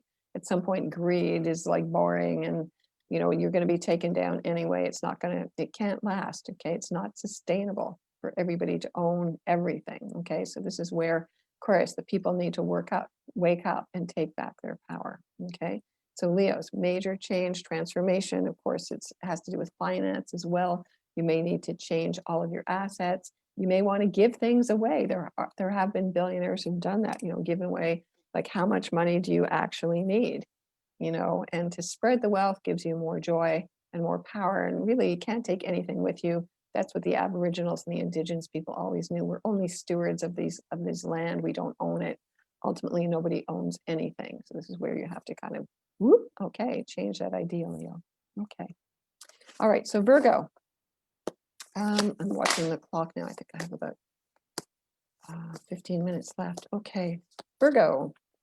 All right, so Virgo, you get the wishing card. Okay, so Virgo, this is the 9 of Cups, the wishing card. My intuition said put in this minor card, but it's a beautiful card. So Virgos, this is, you like to be of service to people, and so you can only be of service as much as you fill up your own cup. So you have 9 wishes, Virgo, okay? I am your fairy godmother, so if you have Virgo moon, Virgo ascendant, or Virgo anywhere in your chart, use that planet, that point, that position to ask for your 9 wishes. Now, I know, of course, you're going to be frugal about that. And so think about how you can benefit others, how you can open up to the flow. This is Pisces energy. This is your opposite. And as Jupiter enters Pisces, that will also, benefit Virgos, by opposition and in relationships. So think about your 9 wishes, because of course, the universe can only bring you what you're clear about, okay, not what you're unconscious about. So maybe you have to clean out your unconscious here before you can get your 9 wishes. Okay. All right. So Libra. All right. So Libra. Okay. This is also initiation for you as the sun is at 0 Cancer. Libra. You get the card number 18 here. This is the moon. Now, this is like Pisces energy. So this might be where you do have to face a lot of your fears. I think for a lot of Libras, especially everybody being in lockdown, for those of you who are alone, this is your greatest fear, is to face being alone. So Libras, this is an initiation card as well. This is dealing with the shadows, the dark side of the moon, your imagination, nightmares, any nightmares that you've been having. You have to have faith. Okay, and this is like Pisces energy here in Libra. So again, you're going to benefit, of course, from Jupiter trining your sign, from Saturn also trining your sign for the next 2.5 years, Jupiter for the next year. So Libra, you're never alone. In fact, when you connect with your higher self, with your holy guardian angel, you're never alone. And so in a sense, you have to trust that you are still connected to the source at all times. Okay. So face your fears, be brave. Okay. All right. Now, it looks like I'm going to go a little bit over time here. Okay. So Scorpio. Scorpio, you get the devil. Okay, so again, better the devil you know than the devil you don't know. Again, facing fears. This is Capricorn, Scorpio. You're a fixed sign here as well. So you may have some challenges this year from having to get rid of some of your demons, which are also angels in disguise, but you have to face that and also be willing to let go of needing to be in control. Okay, Scorpio. Okay, Sagittarius. Sorry, I'm rushing here, but my time is kind of running out. I don't want to make Linda wait here. Okay. Sagittarius, you get the card of the sun here. So this is the number 19, the highest card in the deck. So it's time to celebrate for you. It's joy, it's positive energy, it's you being connected to the source. You are the source as a teacher, as a mystic. When you listen to your own inner light, you shine. Okay, that's Sagittarius. Okay. Okay, Capricorn. Now, I'm sure all of you Capricorns are breathing a big sigh of relief here because Jupiter and Saturn have finally It's been a very intense, long 2.5 years here. You get the Hermit. So maybe you need to take time out to really take care of your body, to listen to your inner wisdom, to reconsolidate yourself, Capricorn, to regurgitate everything that you've learned over the last 2.5 years. So this is the sign of endings. The number 9 is a sign of completion. Again, Virgo relates to health, to work, rethinking what it is you really want to do now, okay? Because Saturn still in Aquarius will still rule you, so you just get a different facet of your Saturn nature, and Jupiter will expand it. So look for the light within and it will shine the light without. Okay, Capricorn. Okay, Aquarius. Aquarius, you are the stars of the show, and you get the number 20 here, which is called the Aeon. Now, they call this age the Aeon. That's another name for it. And this deck was channeled in the early 1900s, actually, in Cairo. So Aquarius, yes, you are the bringers of the new age here. You get to be the innocent child, to remember what it was like to be in the golden age. You just have to remember we were already there and bring it back, bring back our innocence, bring back our trust, usher in the new age. Okay, and lastly, Pisces here. All right, so Pisces, you get the universe. So again, this is Saturn's card here. So Pisces, you need to pay attention to Saturn and to Jupiter here. You're completing a major cycle in your life. This is where you have to take responsibility for your addictions, for your denials, for anything that you've been not wanting to face, to deal with it now, to take responsibility and to clear it, because this is the end of going through those old patterns, Pisces. Okay, you're going to step out into the world in a new way. Okay, so Cosmic Intelligence Agency fans, anyone else who's joined in here, this is Agent 129 here, Tara Greene. I want to thank you. I'm going to be presenting some workshops in the new year. You can find that on my website at Tarot Tarot. Please check out Cosmic Intelligence Agency. They have raffles and they're doing some wonderful things, and I want to hand it over to you. Thank you so much. Blessings. Bye-bye. Thank you so much, Tara. Wonderful. Thank you. Thank you. Hope you're going to have a good solstice, whatever you're going to do. I love that sound healing. Thanks for organizing that. That's so nice. I'm just trying to get Linda's video on. Hang on. Linda. Here we go. Ask to unmute. We need to unmute you. So hello again, everyone. Good to see that some of you are here and some of you are not. Some of you have been. Linda, I cannot. Yes, new webcam. Okay. I have a black screen. Here we come. We've got your name here, but a black screen and can't hear you. Dear. Can you type what's going on, perhaps?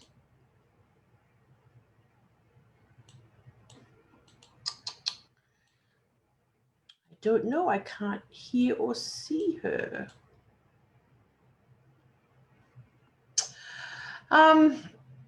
All right, I'm just going to show you something while we try and maybe see if Linda can work something out there. I trust that you can hear me. So let me just share my screen for a sec, because I wonder, hang on, I'm sharing everything, aren't I? No, where is it? I wonder if any of you have been watching this. I'm going to, open it up. That's not this one. The live stream of Jupiter and Saturn.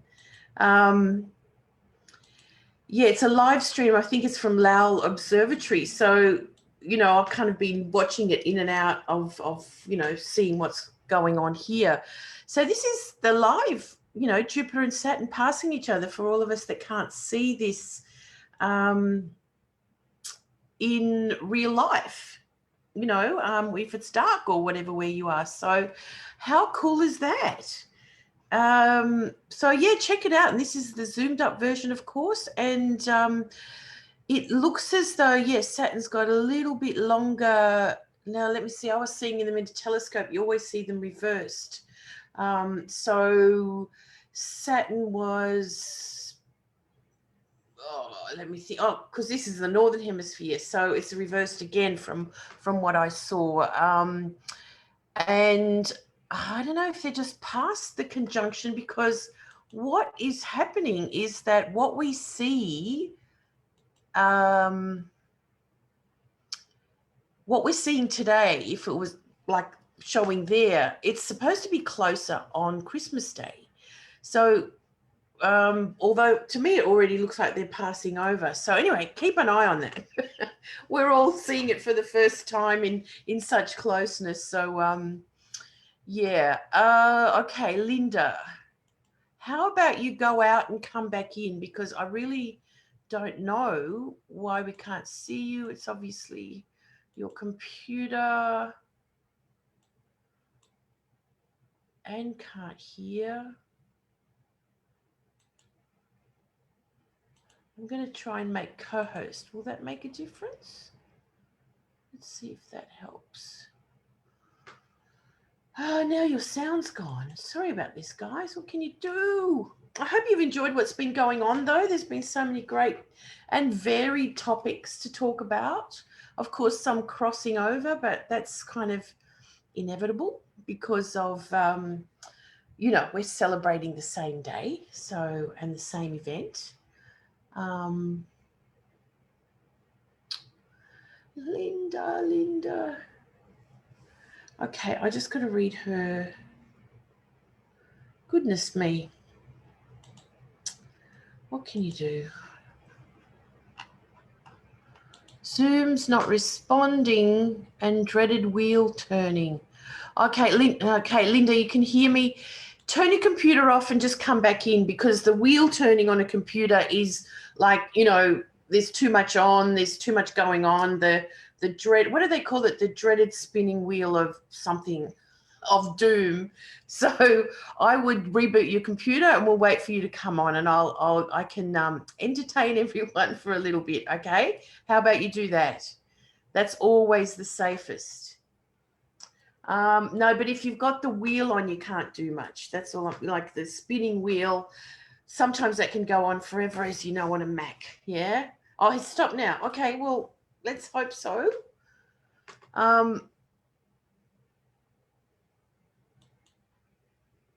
But the only thing I can suggest, again, is just rebooting your computer. That's always a thing to do.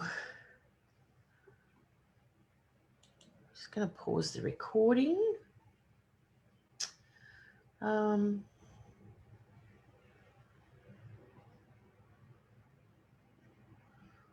Okay, I think she's going for a reboot, which is, again, what the whole year has been about, isn't it? So we're ending with that kind of thing. Now, I'm keeping an eye out on who to give not the award, the gift to of a CIA membership and the Brave New World Symposium. And I'm very interested in someone that's kind of sharing things on social media, saying something about what they heard today.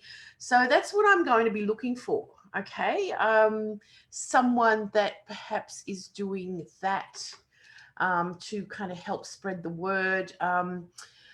Gosh, I was just thinking about last night. It was overnight for me, but I was kind of in and out watching the agents, you know, doing their stuff. And Isan from Iran did this beautiful thing about, like, on their solstice night, in their tradition, it's from an ancient tradition about worshipping the return of Mithra, the sun god. And in this season of the year, they eat all red things. So he lit a candle. He had watermelon cut up for us and a pomegranate, and everything red. And it was just so beautiful. So if you haven't watched the session before this, I will send you all the recordings and like kind of a timestamp of, you know, what times everyone's on, because it was really quite varied. And then Cassandra Butler had two amazing guests. One who is a futurist UFO what do you call it? Not channeler, but she responds to them and is around them all the time. And she was talking about the vibration that you need to be in to be at their level. Fascinating. It's quite alien to me and maybe to some of you. And there's a big noise outside my house, but hopefully it's not disturbing. And her other guest was, oh my goodness, I forgot his name, Jack Mack or something like that. I'll write it down as well.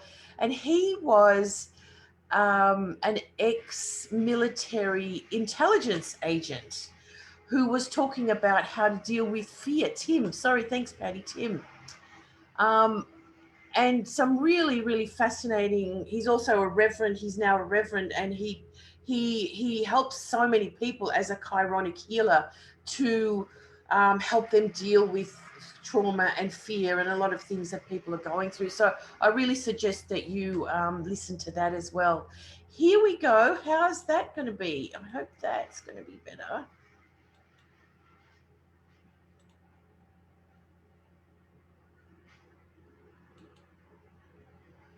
Oh, goodness. Still no video or sound, so I'll keep talking until Linda sets the things up. Oh, hang on. No, we've got, still can't see you. Oh, goodness me. Okay, so what I've got though, also one thing that we missed during this session was Gaisheda Kheawok. After Cassandra's session, Gaisheda is on a retreat in, or she was on a retreat and she wasn't quite back yet to be live with us. So she sent in a video that I'm going to play when we finish, okay? And here is Linda. Now there's a sound, so that is a microphone. Oh, connecting to audio, that sounds good, Linda. I'm liking the look of that.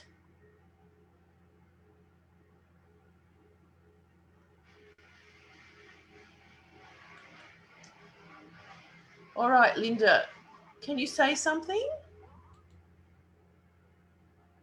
No.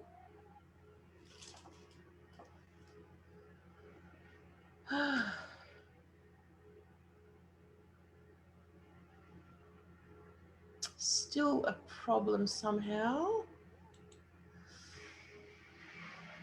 Oops. All right. So, what's the word? So back to, Gaisheda. So maybe I'll go ahead with that, Linda, and let's hope we can work it out. Although I can't really help from here. It's got to do with your computer. Okay, so let me share Gaisheda's work. Oh, goodness, why did they do that while I'm here? I'm just going to close the window. Excuse me for one sec.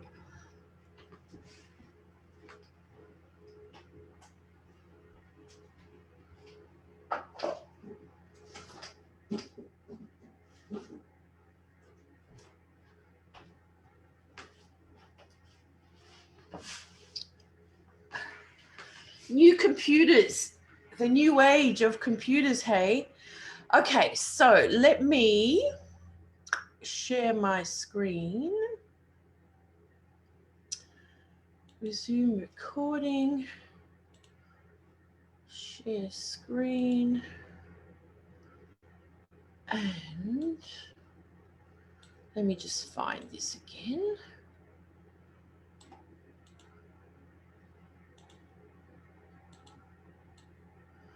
So this is going to be for half an hour, everyone. So yeah, take it in. Gaisheda is an Indigenous Canadian American elder and teacher and guide. So she's quite amazing if you haven't seen her work before. So I'm going to play this and please enjoy. So hello and welcome to our winter solstice retreat. We wish you a very happy winter solstice as we are celebrating such a significant and planetary great change that we are all going through. And so I am offering this meditation to support you and to remind you again of this amazing, amazing time that we are currently going through. I am currently at the Avalon Retreat Center, and this is the one of the labyrinths that we're going to be working with. We're celebrating in this solstice really the Earth's sacred alchemy. And as we've been saying for over a year now, that we are living in the time of the prophecy. And what this really means for us is that our grandmothers and our grandfathers and our elders who have come before, in particular, my elder and my teacher, grandmother Twyla of the Seneca Wolf clan, taught us that, we are leaving the time of the fourth world, which is the world of separation, where we have power over or power control, things that separate us out. So anything that separates us out from love is really the fourth world. And as we look around our world, particularly in this last year of 2020, we have had a lot of social and political unrest, and as well as other, amazing social issues like the pandemic and other things that we're having to address, climate change, all of these isms. And so, all of this, seemingly upheaval is also potentially a very positive thing, because it indicates that we as two-legged on a planet are evolving and are changing. And in the time of the prophecy and in this gate, we can do that gracefully, or we can do that sort of ungracefully. And so this year, we said 2020 was an important crossroads for humanity. And I think I said that at the beginning of, like, literally a year ago, where we indicated to you that you could expect significant awakenings, both globally and individually. And at this a year ago, I participated in the Eye of Time project, where we went to the South Pacific Islands and went into the past and the future, and connected to some very significant, places, particularly that are under the water, in anticipation of the Saturn conjuncts Jupiter in Aquarius, ending this sort of 200-year cycle of Earth and moving into 200 years now of air.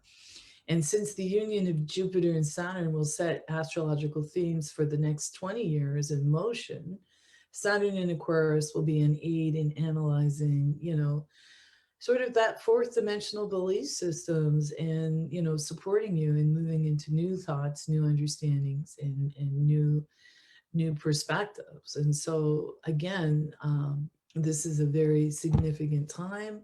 And again, we call it the fifth dimension. And so this little video is a meditation to support you with that, as well as to give you some ritual tips on how you can be celebrating this significant time in your own world. So a couple of things I want to share with you before we go into the meditation is candles are an amazing thing to have at this time of year, and also any kind of fire ceremony or ritual for those of you who have backyards or access to fireplaces. But again, if you're in an apartment, candles and an altar and can be a beautiful thing. So it can be something as simple as a little cloth, a colored cloth, whatever feels right for you. Some sage, some sweetgrass, some incense, some essential oils, some sort of component that supports you in smudging or cleansing the area where you feel your altar for winter solstice will be. And then again, it's about, maybe getting up during this time from the 14th to the 29th, maybe on the 21st, getting up early and, participating in the sun rising, participating in making that connection to the Sun King, and really honoring the darkest time of the year, finding time for your meditations, finding time to be in the quiet or in the dream, even though it's a busy time of year for all of us. Because again, this is the time where we are dreaming the dream awake, that we are entering into the dream with the Earth Mother. And as we dream with her in this little short gate that we have before we punch through on that winter solstice on the 29th full moon, and then really things kick in on the new moon in January. But this is the time where we're dreaming our next steps, and we're in rhythm always with the Earth Mother, for she is our one true mother. And every incarnation that you have had, you have lived with her. And so connecting to her and dreaming with her is like sort of taking out this cosmic library card. And she's really going to support you if you give her that time and that energy to really align your soul to the significant gate at this time. So again, we work also very much with Ascended Master Saint Germain. We have some beautiful meditations that we work with him. But again, this is also very much about the 13 canoes in recognizing the celestial alignment and the fact that we, again, are in the winter solstice alignment.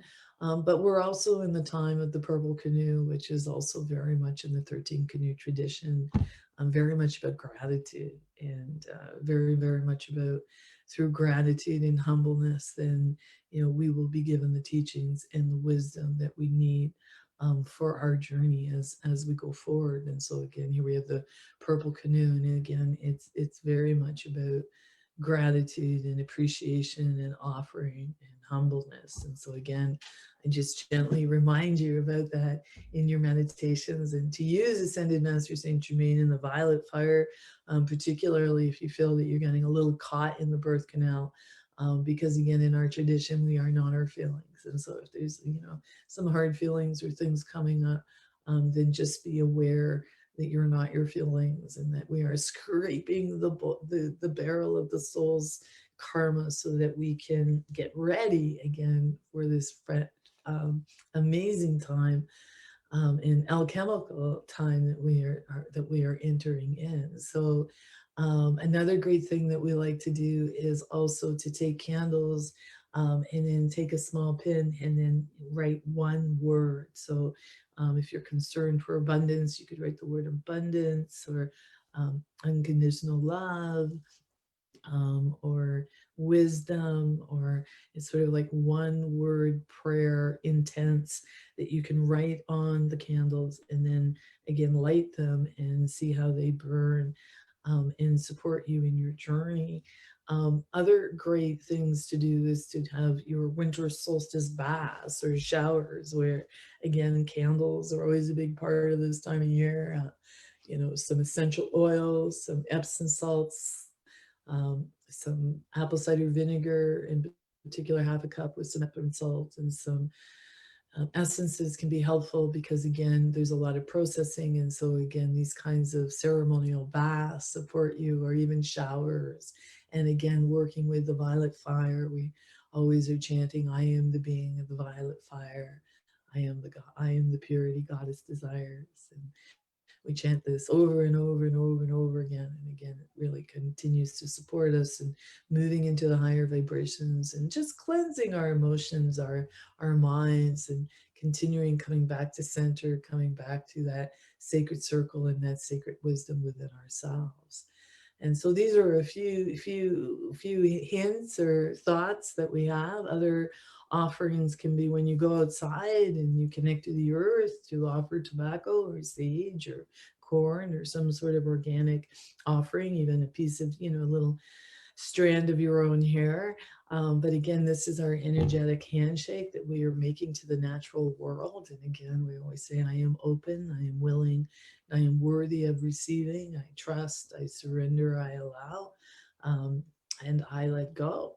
So be it. And again, we just do a little prayer like that, and then we sort of take what I would call a meditational walk, right? To connect to the earth and connect to our bodies. And so to be aware of these kinds of little things, that rituals that you can be doing and incorporating over the course of our time in this next, you know, significant gate that we are in. And again, acknowledging always our breath, acknowledging that, you know, we're breathing in colors. So sometimes if you're having a challenging time, maybe asking yourself, what color do I need to support myself?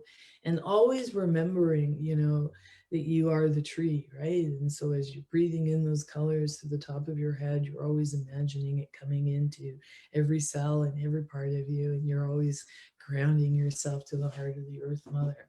And so from my heart to yours, I wish you a very, very happy winter solstice gate and portal, and may the love and light of creation bless you and yours, and may you open your heart to this fantastic alchemical wisdom time that we're living in, and may you truly choose to become part of the solution and part of the prophecy as you open to your soul's gifts of birth and you recognize your own journey and your own connection to the collective consciousness. Oh, it is sacred and it is so. So as we close our eyes together now,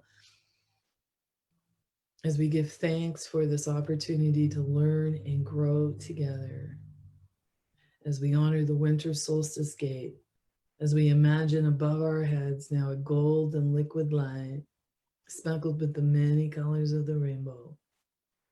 As we draw that in through the crown chakra, opening the crown chakra wider than it's ever been opened before.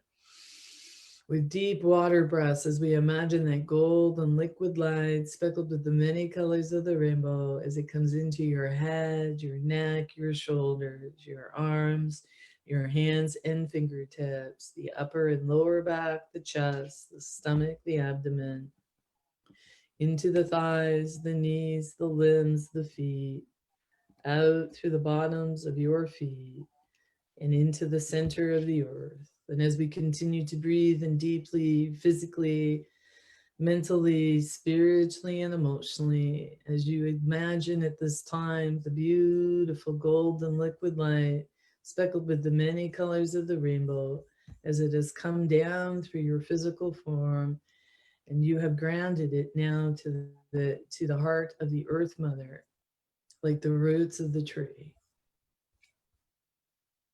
And as you see your feet like the roots of the tree as they go deep into the heart of the Earth Mother, as we give thanks now for all things that have been given, known and unknown, and as we give thanks at this time, physically, mentally, spiritually, and emotionally, right here, right now, as you draw the energy back up from the roots of the tree, back out to the top of your head and back to the source from which all things come. And now we breathe the purple with the gold as we open the crown chakra wider than it's ever been opened before. And we breathe that gold and purple light into our heads, our necks, our shoulders, the arms, the hands, and fingertips, the upper and lower back, the chest, the stomach, the abdomen, through the buttocks and pelvic area, into the thighs, the knees, the limbs, the feet, out through the bottoms of our feet, and into the center of the earth, as we ground ourselves once more to the heart of the Earth Mother, right here, right now, so be it.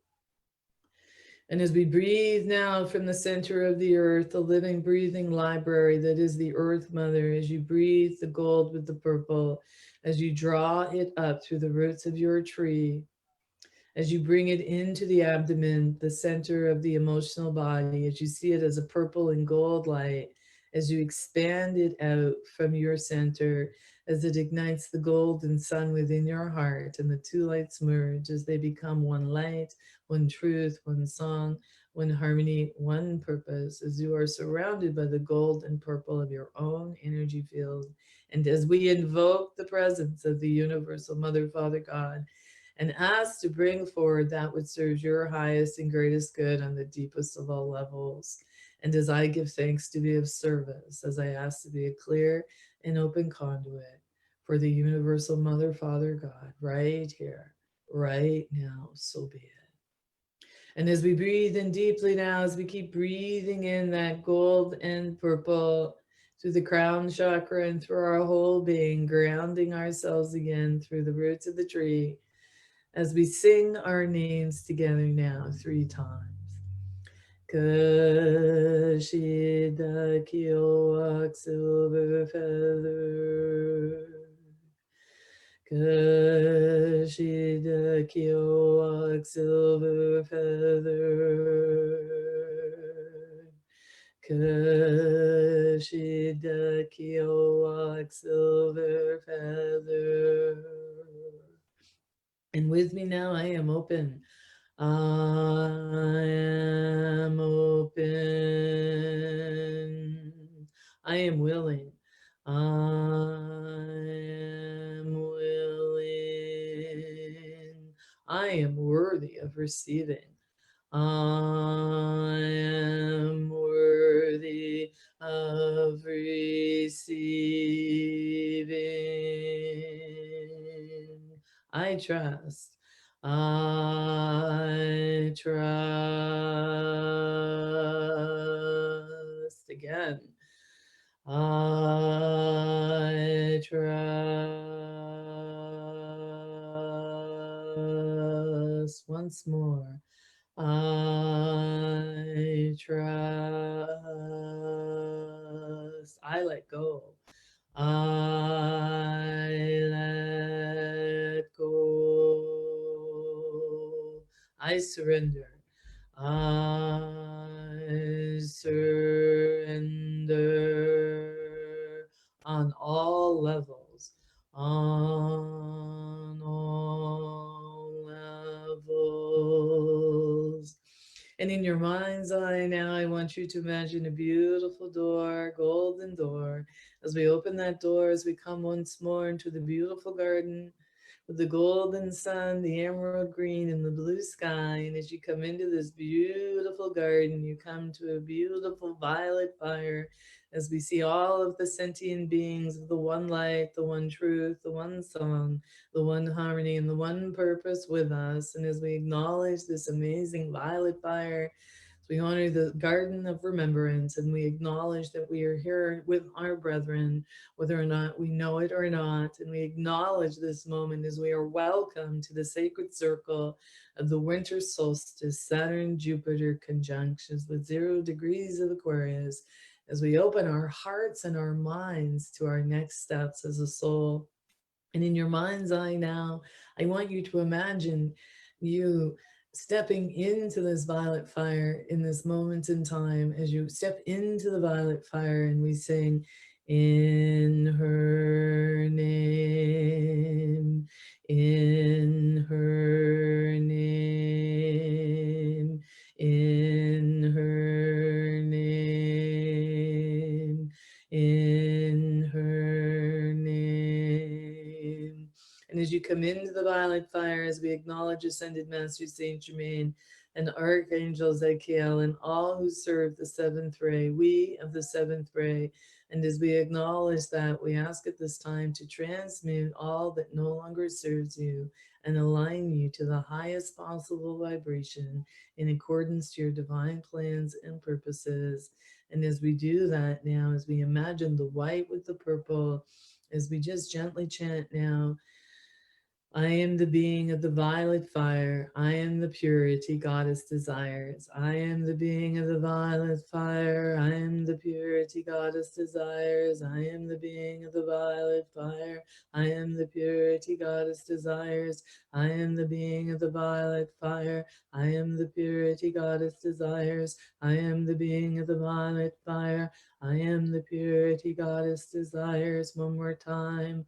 I am the being of the violet fire. I am the purity goddess desire.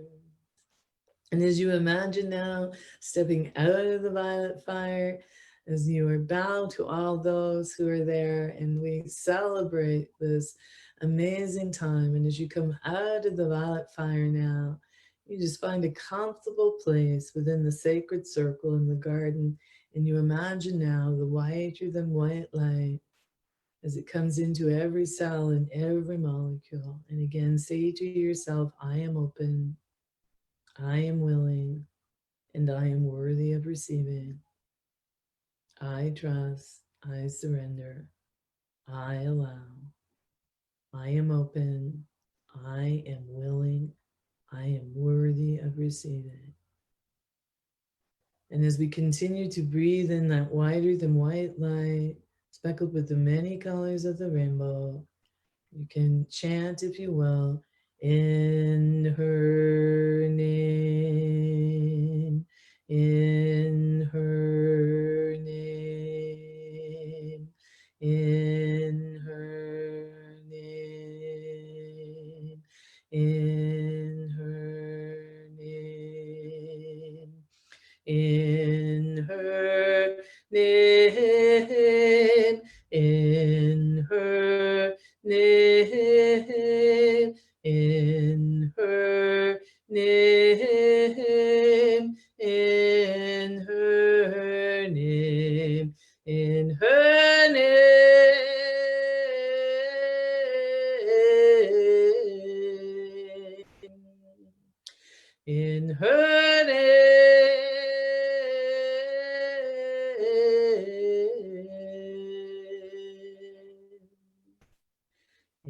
in her name, in her name, in her name, in her name.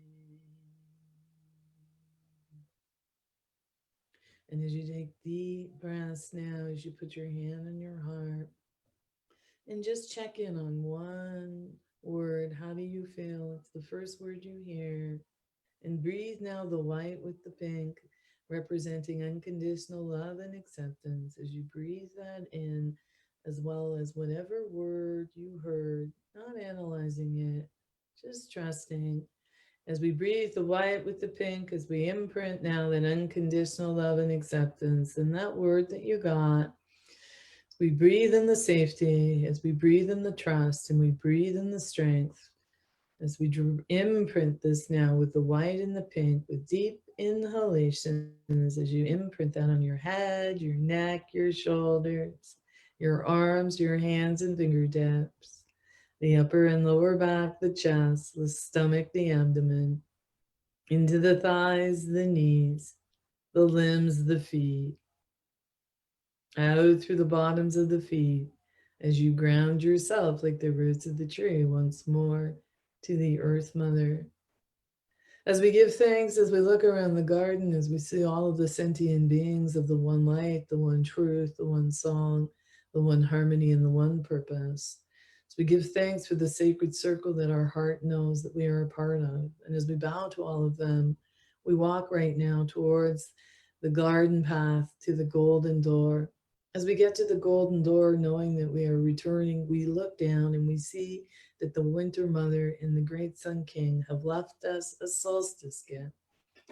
And as you see the solstice gift, it is like a beautiful golden platter, and it represents the teachings of the Sun King. It's like a golden statue or platter, archetype, a disc of the sun itself, if you will.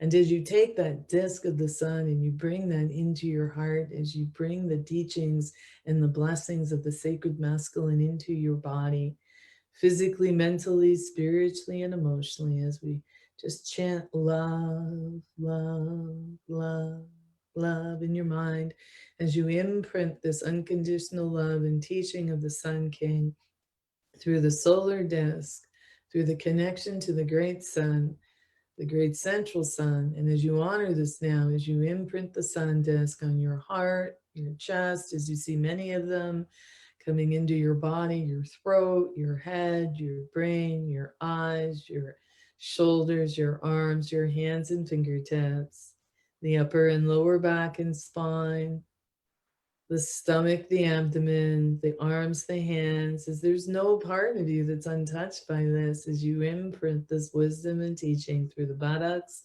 and pelvic area, the thighs, the knees, the limbs, the feet, grounding yourself once more to the heart of the Earth Mother. Right here, right now. So be it. Say the word, so be it. And as we do so, we know that these blessings and these teachings, as we've imprinted them, are ours forever and can never be taken from us, and will reveal themselves in accordance to our own divine plans and purposes. So we give thanks now as we open that door, golden door, as we look back at the Garden of Remembrance. We know that we can return at any time, particularly during this magical solstice gate. And as we come through the golden door, bringing ourselves physically, mentally, spiritually, and emotionally back in this room that we started in, shutting the garden door behind us, knowing that as we come back physically, mentally, spiritually, and emotionally, that we are alchemically changed, supported, and empowered. And we breathe now the gold with the purple, big brass, as we breathe in ongoing divine protection, divine guidance, and divine intervention, as well as ongoing gentle integration as you breathe the gold and the purple. Really taking your time to imprint this into your head, your neck, your shoulders, your arms, your hands and fingertips, the upper and lower back, the chest, the stomach, the abdomen, through the buttocks and pelvic area, into the thighs, the knees, the limbs, the feet, out through the bottoms of our feet as we ground ourselves once more to the heart of the Earth Mother, from which all wisdom, known and unknown, exists for us. As you make that connection to the living, breathing library called the Earth Mother. As you continue now to breathe the whiter than white light with the purple, as we once more give thanks with humble gratitude to participate consciously in this winter solstice gate, as we honor all sentient beings of the one light, the one truth, the one song, the one harmony, and the one purpose. As we ask for ongoing integration and again, ongoing divine protection, divine guidance, and divine intervention, as you draw that effortlessly once more with the white and the purple into your heads, your necks, your shoulders, your arms, your hands and fingertips, the upper and lower back, the chest, the stomach, the abdomen, through the buttocks and pelvic area, into your thighs, your knees, your limbs, your feet, out through the bottoms of your feet, and into the center of the earth as you ground yourself once more to the heart of the Earth Mother.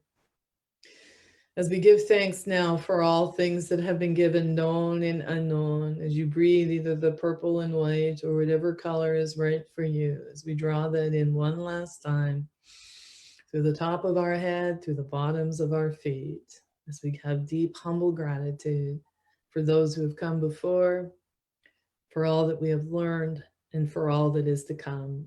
In accordance to all divine plans, may we close this special time together now with 3 ohms.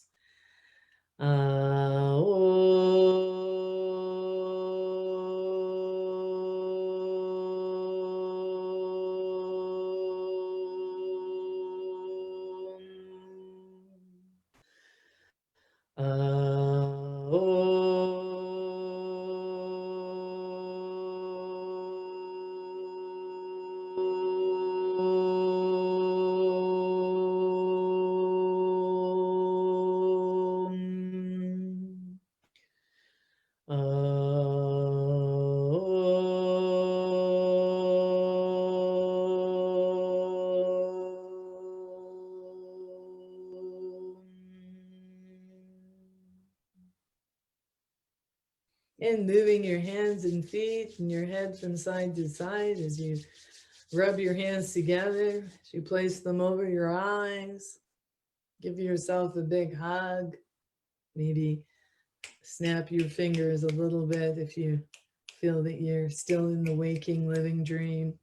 Again, from my heart to yours, I wish you a fantastic winter solstice gate. Please feel free to email me or let me know how you're doing. Stay connected. We'll be still having our full moon GA on the 29th as the gate started for us on the 14th. We hit 0 degrees Aquarius on that 21st. And we're still learning and growing right up until the illumination of the full moon on the 29th. So from my heart to yours, may the love and light of creation bless you and yours during this fantastic and amazing gate as we enter from the 4th dimension into the 5th. Right here, right now, so be it. So be it. And again, happy, happy solstice. Namaste and many, many blessings.